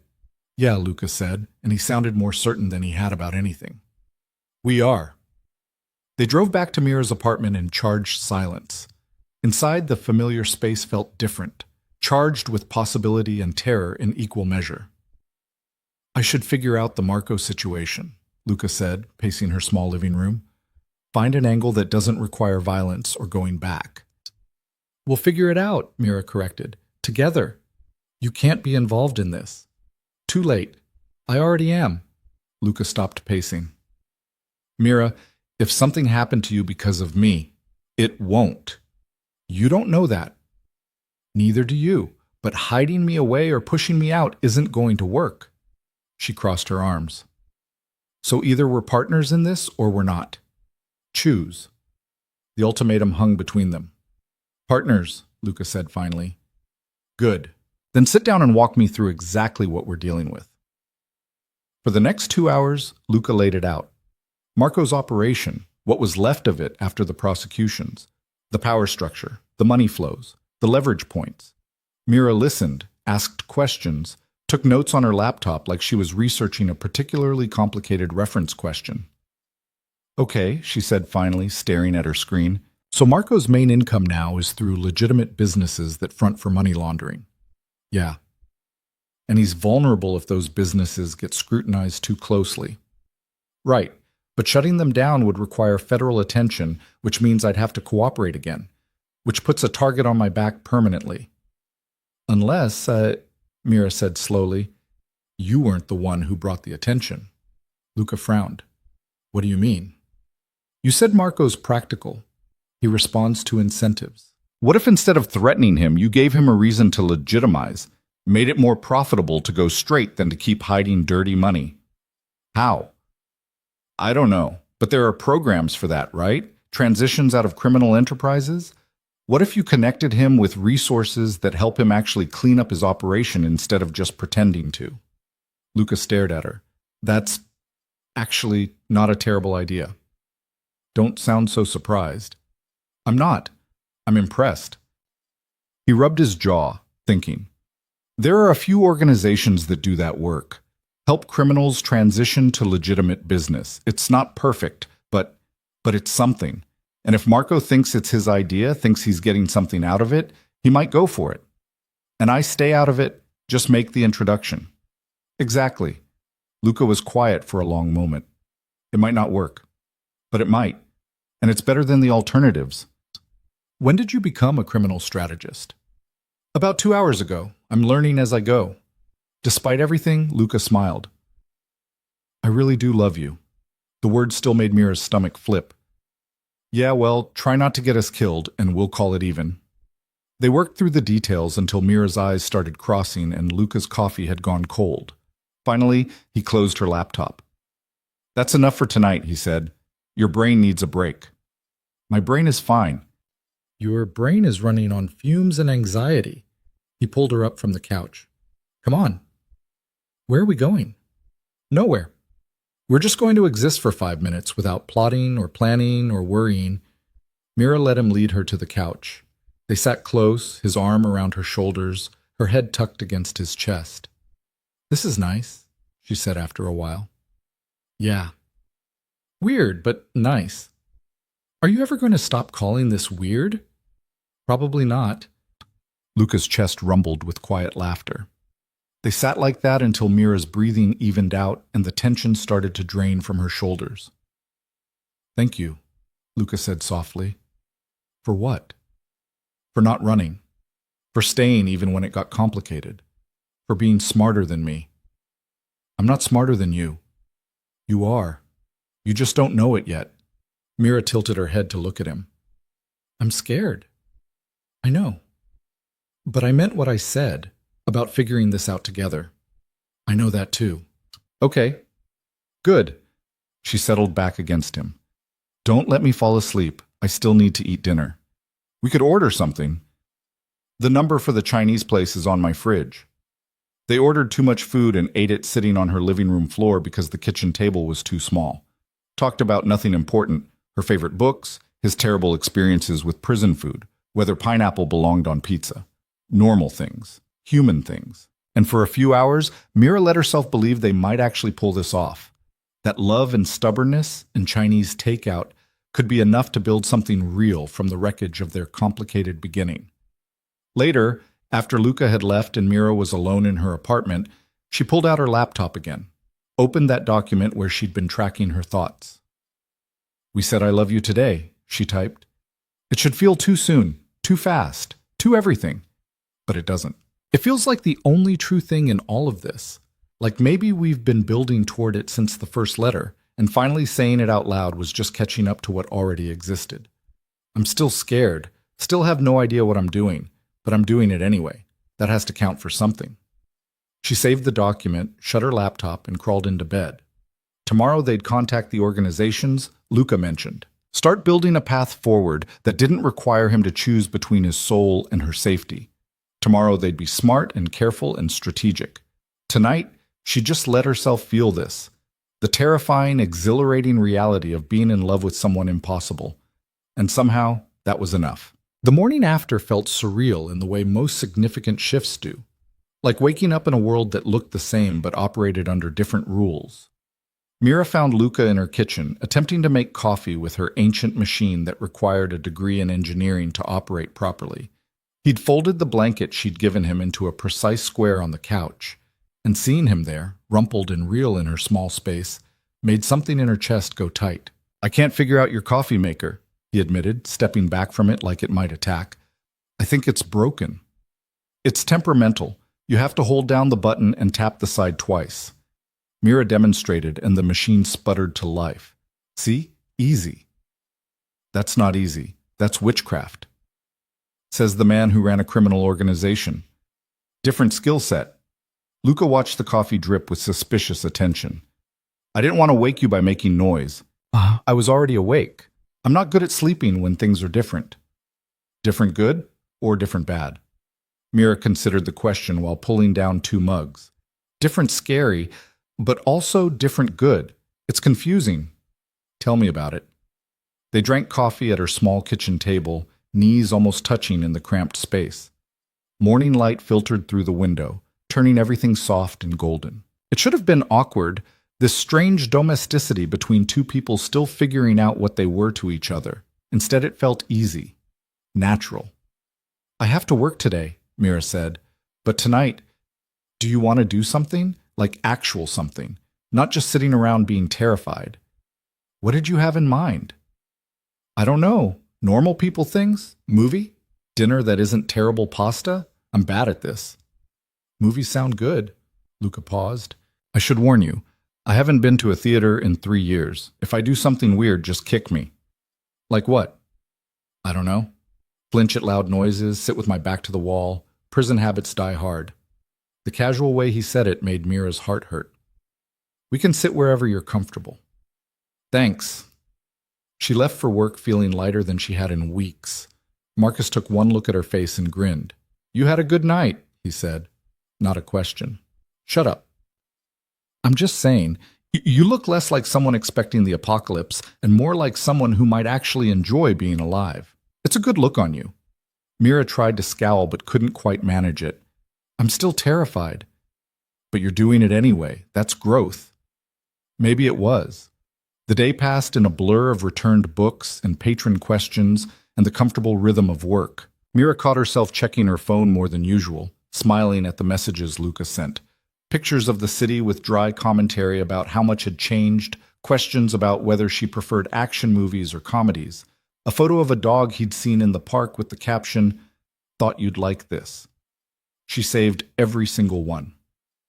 At 6, she walked home through streets that felt less threatening than they had a week ago. Found Luca waiting outside her building, hands in his pockets, looking at her like she was the only person in the world worth seeing. "Hi," she said. "Hi yourself." They went to see some action movie neither of them cared about. Luca chose seats in the back corner where he could see all the exits, and Mira didn't comment on it.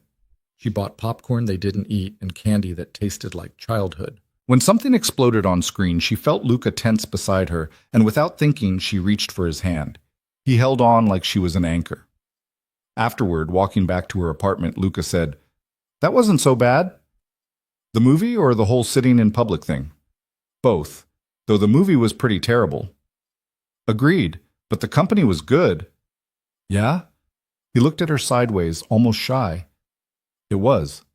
At her door, they stood in that uncertain space where they both knew he could come up, but neither quite wanted to assume. "Do you want—" Mira started. "Can I—" Luca said at the same time. They laughed, the tension breaking. "You first," Mira said. "Can I take you to dinner tomorrow? Somewhere nice. Not terrible pasta, actual nice." "Like a date?" "Yeah, like a date."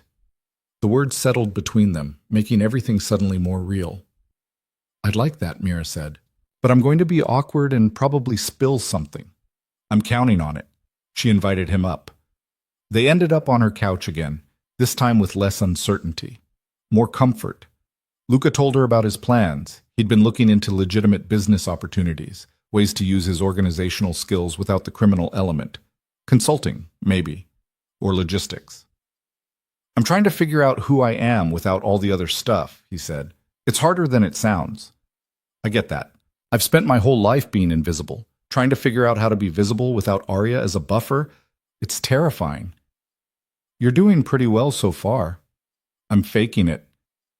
"Aren't we all?" Mira shifted to look at him. "Can I ask you something?" "Always." "Do you regret it? The cooperation deal, the testimony, all of it? Because you could have kept your sentence, kept your connections, kept being that version of yourself." Luca was quiet for a long moment. "Every choice has a cost. I gave up a lot. Power, respect, the only life I'd ever known. But I got something better." "What?" "The chance to be something else. Someone else." He met her eyes. "The chance to meet you." Mira's throat went tight. "That's a lot of pressure." "I'm not saying you saved me. I'm saying you made me want to save myself. There's a difference." "Is there?" "Yeah. Because one's codependent and unhealthy, and the other's just two people choosing each other. Choosing better." Mira thought about that. About choice. About the difference between running from something and running toward it. "I choose this," she said quietly. "You, us. Whatever this becomes." Luca's hand found hers. "Me too." The next week unfolded with a rhythm that felt almost normal. Luca picked her up from work.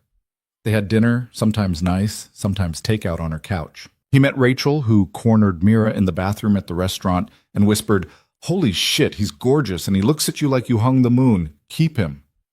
"I'm trying," Mira had whispered back. But normal didn't last. It never does. The call came on a Tuesday morning. Mira was shelving returns when her phone buzzed with an unknown number. She almost didn't answer. "Mira Collins?" A woman's voice, professional and clipped. "Yes?" "This is Special Agent Sarah Chen with the FBI. I need to speak with you about Luca Moretti." Mira's blood went cold. "What about him?" "Not over the phone. Can you come to our office this afternoon?" "I'm at work." "This is important. 2:00? Mira's hands shook as she agreed and hung up. She immediately called Luca. "FBI wants to talk to me," she said when he answered. "About you." Silence. Then, "Did they say what about?" "No, just that it's important." Her voice cracked. "Luca, what's happening?" "I don't know, but I'm coming with you. They might not let you." "I'll wait outside then. You're not doing this alone." At 1:45, they stood outside the federal building. Luca couldn't come in, Conflict of interest, the security guard said, but he squeezed her hand before she went through the metal detector.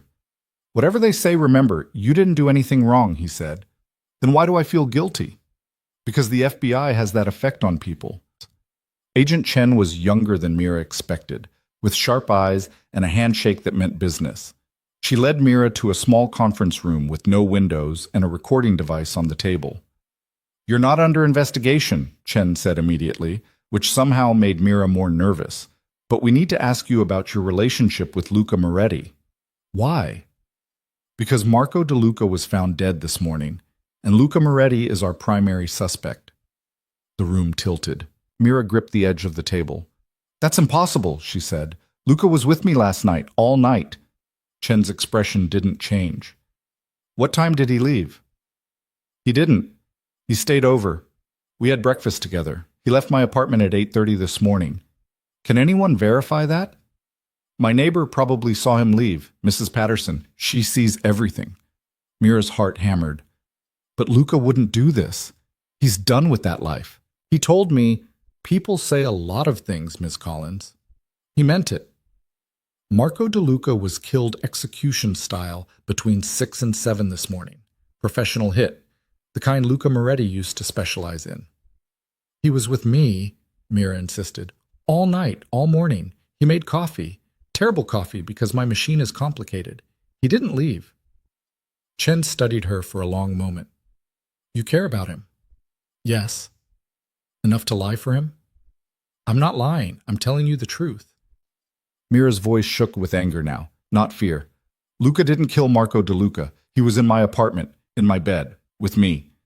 The admission hung in the air. Chen made a note. We'll need to verify your statement. Talk to your neighbor. Check security footage from your building if there is any. Check whatever you want. You'll see I'm telling the truth. Chen clicked off the recorder. Off the record? I hope you're right, because if Luca Moretti is really trying to go straight, he's going to need all the help he can get. His old world doesn't let people leave. He already left. Did he? Or did his old world just follow him? The question haunted Mira as she left the building. Luca was waiting across the street, and the relief on his face when he saw her almost broke her. What did they say? He asked. Marco's dead. They think you did it. Luca went very still. When? This morning, 6 to 7. I was with you. I know. I told them. They're going to verify. Mira grabbed his arm. Luca, tell me the truth. Did you have anything to do with this? No. The word was absolute. I swear to you, Mira, I didn't touch Marco, didn't order it, didn't even know it was happening. She searched his face looking for the lie, found only truth. Okay, she said. I believe you. Just like that? Just like that. Something in Luca's expression cracked. He pulled her into a hug, right there on the street, holding on like she was the only solid thing in a shifting world. Thank you, he said into her hair. For what? For believing me. For not running. I'm terrified, Mira admitted. But I'm not running. They went back to her apartment. Luca paced while Mira made tea. Neither of them drank. Someone's setting me up, he said. Marco's death looks like my work because it's supposed to. They want the FBI looking at me. Who's they? Could be anyone. Marco had enemies. Hell, I had enemies. People who'd benefit from both of us being out of the picture. What do we do? We wait. Let the FBI do their investigation. Your alibi's solid. The truth will come out. But Mira could see the tension in his shoulders, the way his hands clenched and unclenched. This was the violence he'd walked away from, coming back to claim him anyway. What if they don't believe me? She asked. They will. You're the most honest person I've ever met. They'll see that. I lied to you for 2 years.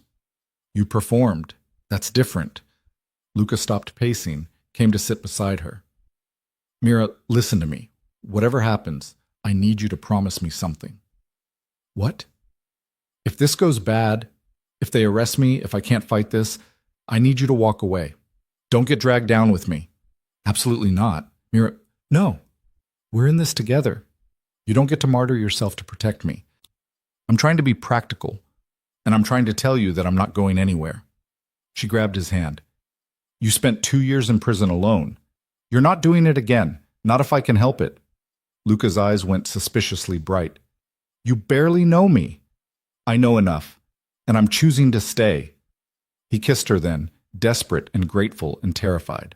Mira kissed him back, trying to pour every ounce of certainty she had into the contact. When they broke apart, Luca rested his forehead against hers.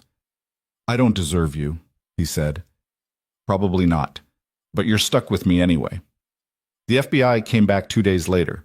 Agent Chen showed up at Mira's door with another agent, older, male, skeptical. We've verified your statement, Chen said. Security footage shows Luca entering your building at 7 p.m. and leaving at 8:30 the next morning. Your neighbor confirms seeing him leave. Time of death puts Marco De Luca's murder during that window.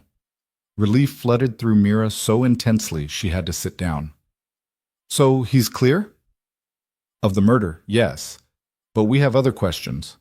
Chen's expression was carefully neutral. Someone wanted Marco dead and wanted it to look like Luca's work. We need to know who.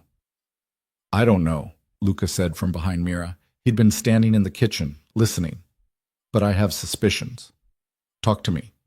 Over the next hour, Luca laid out the web of connections, betrayals, and power plays that defined his old world.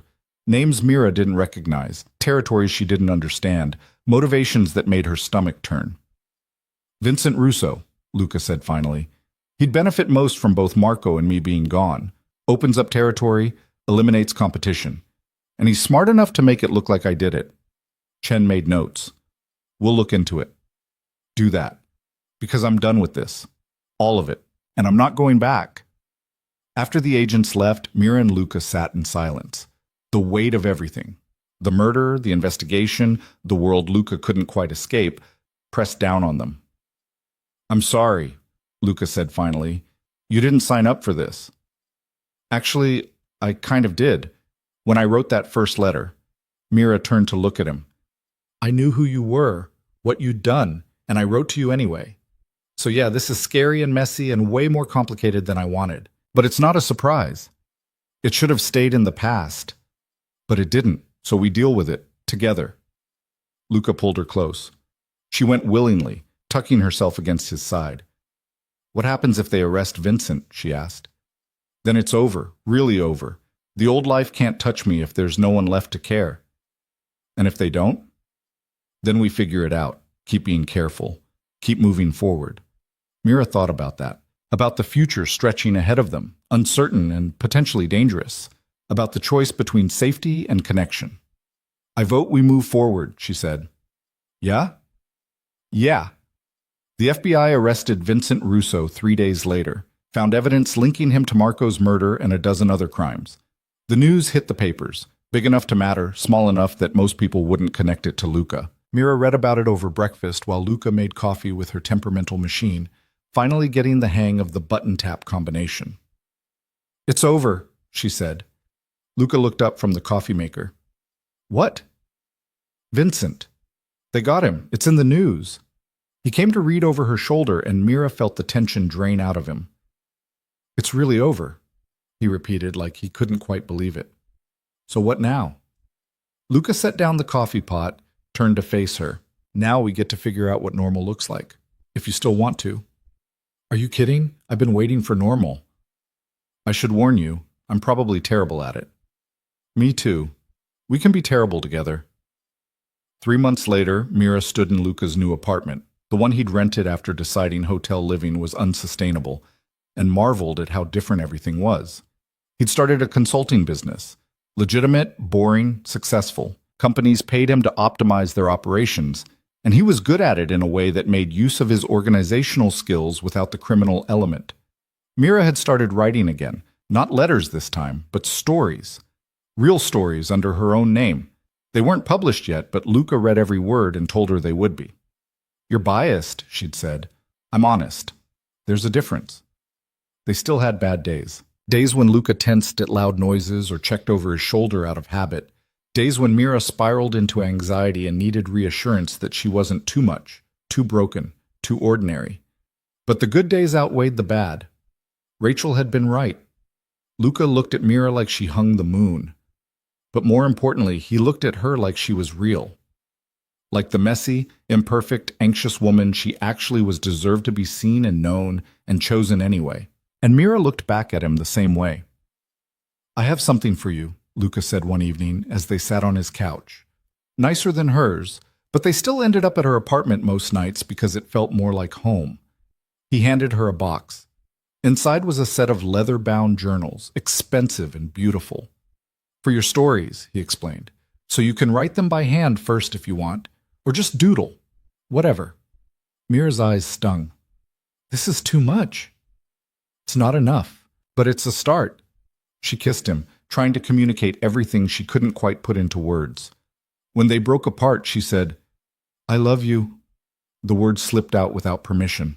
Mira froze, terrified. But Luca just smiled, that real smile that made him look younger and lighter and free. I love you too, he said. Have for a while now. Was just waiting for you to catch up. How long? Probably since that first coffee.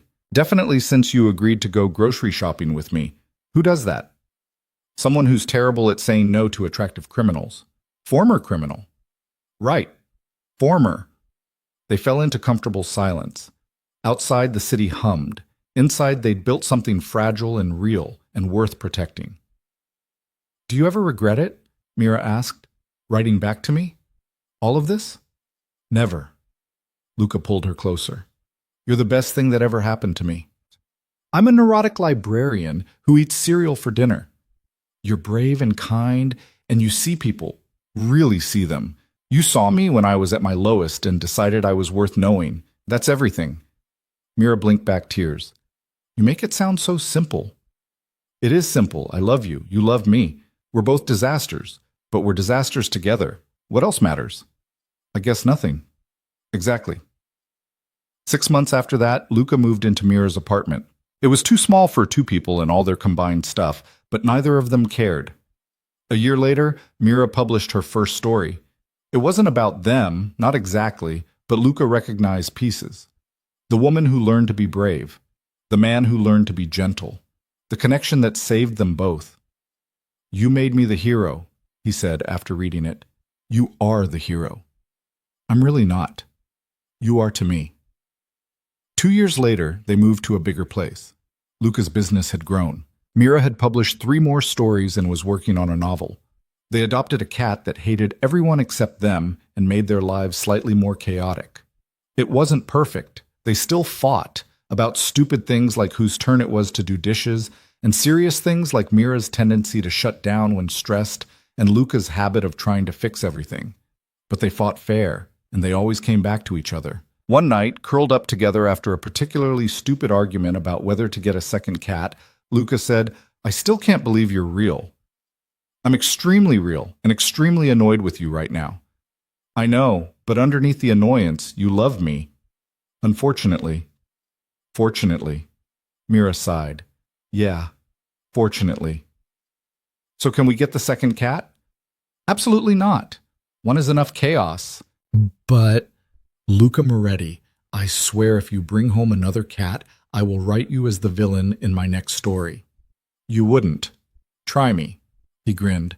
I love when you get bossy. I'm always bossy. You just finally noticed. I noticed. I just think it's hot. You're ridiculous. You love me anyway. I really do. And she did. Despite the chaos and the fear and the complicated history.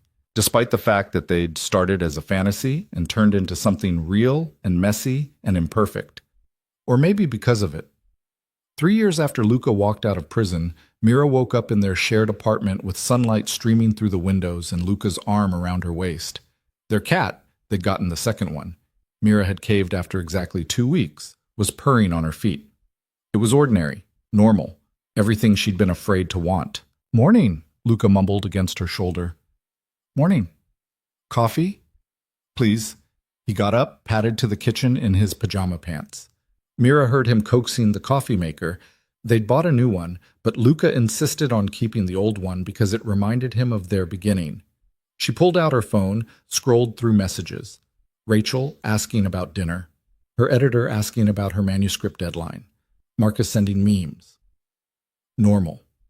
Beautifully, terrifyingly normal. Hey, Mira. Luca called from the kitchen. Yeah? Thank you. For what? For taking a chance on me. For not running. For making me believe I could be more than what I was. Mira got up, went to the kitchen.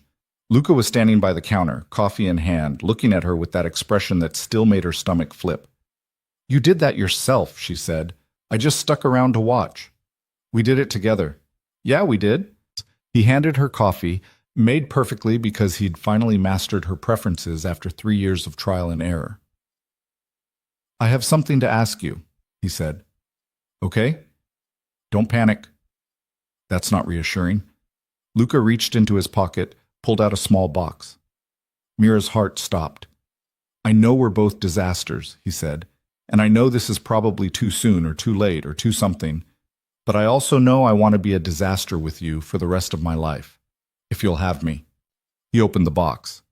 The ring inside was simple, beautiful, exactly what she would have chosen if she'd been choosing.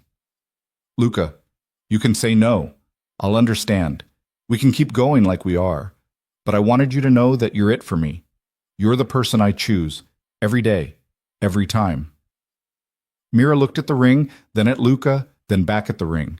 Her hands were shaking, her eyes were wet. Everything in her wanted to panic, to list all the reasons this was too much, too fast, too everything. Instead, she heard herself say, yes. Yes? Yes, obviously yes. Were you expecting me to say no? I was preparing for the possibility. Well, stop preparing. I'm saying yes. Luca's face did something complicated, relief and joy and disbelief all at once. He slipped the ring on her finger with shaking hands. I love you, he said. I love you too. Even though you're ridiculous and we're both disasters. Especially because of that. Especially because of that, Mira agreed. They stood in the kitchen, holding each other, while the coffee got cold, and the cats demanded breakfast, and the world kept spinning. And for the first time in her life, Mira wasn't afraid of being seen, because the person seeing her loved every imperfect piece. The wedding was small. Rachel and Marcus, a few people from Luca's consulting business. Agent Chen, surprisingly, who'd become something like a friend after everything. No family. Mira's parents had never understood her, and Luca's were long gone. But the people who showed up were the ones who mattered. Mira wore a simple dress. Luca wore a suit that made her forget how to breathe. They exchanged vows they'd written themselves, promising honesty and patience and the willingness to keep choosing each other, even when it was hard. I promise to believe you when you're scared, Mira said, her voice shaking. To see you for who you are, not who you were. To be brave even when I'm terrified. I promise to be patient when you panic, Luca said. To remind you that you're more than you think you are. To choose you every single day. When they kissed, Marcus cheered and Rachel cried, and the whole thing was perfect in its imperfection. At the reception, small, in the same terrible pasta restaurant where they'd had their first real date, Luca pulled Mira onto the makeshift dance floor. I can't dance, she warned. Neither can I. We'll figure it out. They swayed in a circle, neither quite on beat, both trying not to step on the other's feet. Do you remember the first letter? Luca asked. Which one? Mine or yours? Yours, the one where you introduced yourself as Arya. That feels like a lifetime ago. It was. We're different people now. Better people? I'd like to think so. Mira rested her head against his chest, listening to his heartbeat. I'm glad I wrote to you, even though it was terrifying, even though I was lying. I'm glad you did too, even though you were terrible at lying. I got better. You really didn't. Rude. Honest. They danced until the song ended and another began. Around them, their small circle of people laughed and talked and celebrated. And Mira thought about the woman she'd been 3 years ago, lonely, invisible, convinced she had to be someone else to be worth knowing. That woman wouldn't recognize her now. This Mira laughed too loud and didn't apologize. Spoke her mind even when her voice shook. Chose connection over safety. This Mira was brave. Not fearless, she was still terrified most of the time. But brave enough to try anyway. What are you thinking? Luca asked. That I'm happy. Genuinely, surprisingly happy. Me too. Even though we're disasters? Especially because we're disasters. The night wound down. Rachel hugged Mira so hard she couldn't breathe. "You did good, kid," Rachel said. "Really good." "I got lucky." "No, you were brave. There's a difference." Marcus gave Luca an elaborate handshake that turned into a hug. "You hurt her, and I'll hurt you," he said, only half joking. "Understood," Luca said seriously. Agent Chen cornered them both before leaving. "I'm happy for you. Both of you. You beat the odds." "We're still beating them," Luca said. "Keep it up." They went home to their apartment, the one they'd made together, full of Mira's books and Luca's carefully organized files and the chaos of two cats who thought 3 a.m. was playtime. "So," Mira said, kicking off her shoes, "we're married." "Appears so." "How do you feel?" "Terrified. Happy. Lucky." Luca pulled her close. "How about you?" "Same. All of it." "Any regrets?" "Not one." "Good." They stood in their living room, holding each other, while the city hummed outside their window. "I never thought I'd have this," Mira admitted. "Someone who sees me, really sees me, and stays anyway." "I never thought I'd deserve it," Luca said. "But you make me want to try, every day." "We're quite a pair. The best kind of disaster." "The best kind," Mira agreed. And she meant it, because they were messy and imperfect and still figuring things out, because Mira still panicked and Luca still checked over his shoulder sometimes, because they fought about stupid things and made up over terrible pasta and loved each other fiercely despite all their flaws. Or maybe because of them. Years later, when Mira finally published the novel she'd been working on, a story about a woman who learned to be brave and a man who learned to be gentle, the dedication read simply, "For L, you saw me. Thank you for staying." And when Luca read it, sitting in their apartment with their cats curled up beside him, he cried. Not because it was sad, but because it was true. They'd both been broken in different ways, both hiding behind versions of themselves they thought the world wanted to see. But together, they'd learned something important. Being seen, really, truly seen, was terrifying and vulnerable and sometimes painful. But it was also the only way to be loved, really, deeply, imperfectly loved.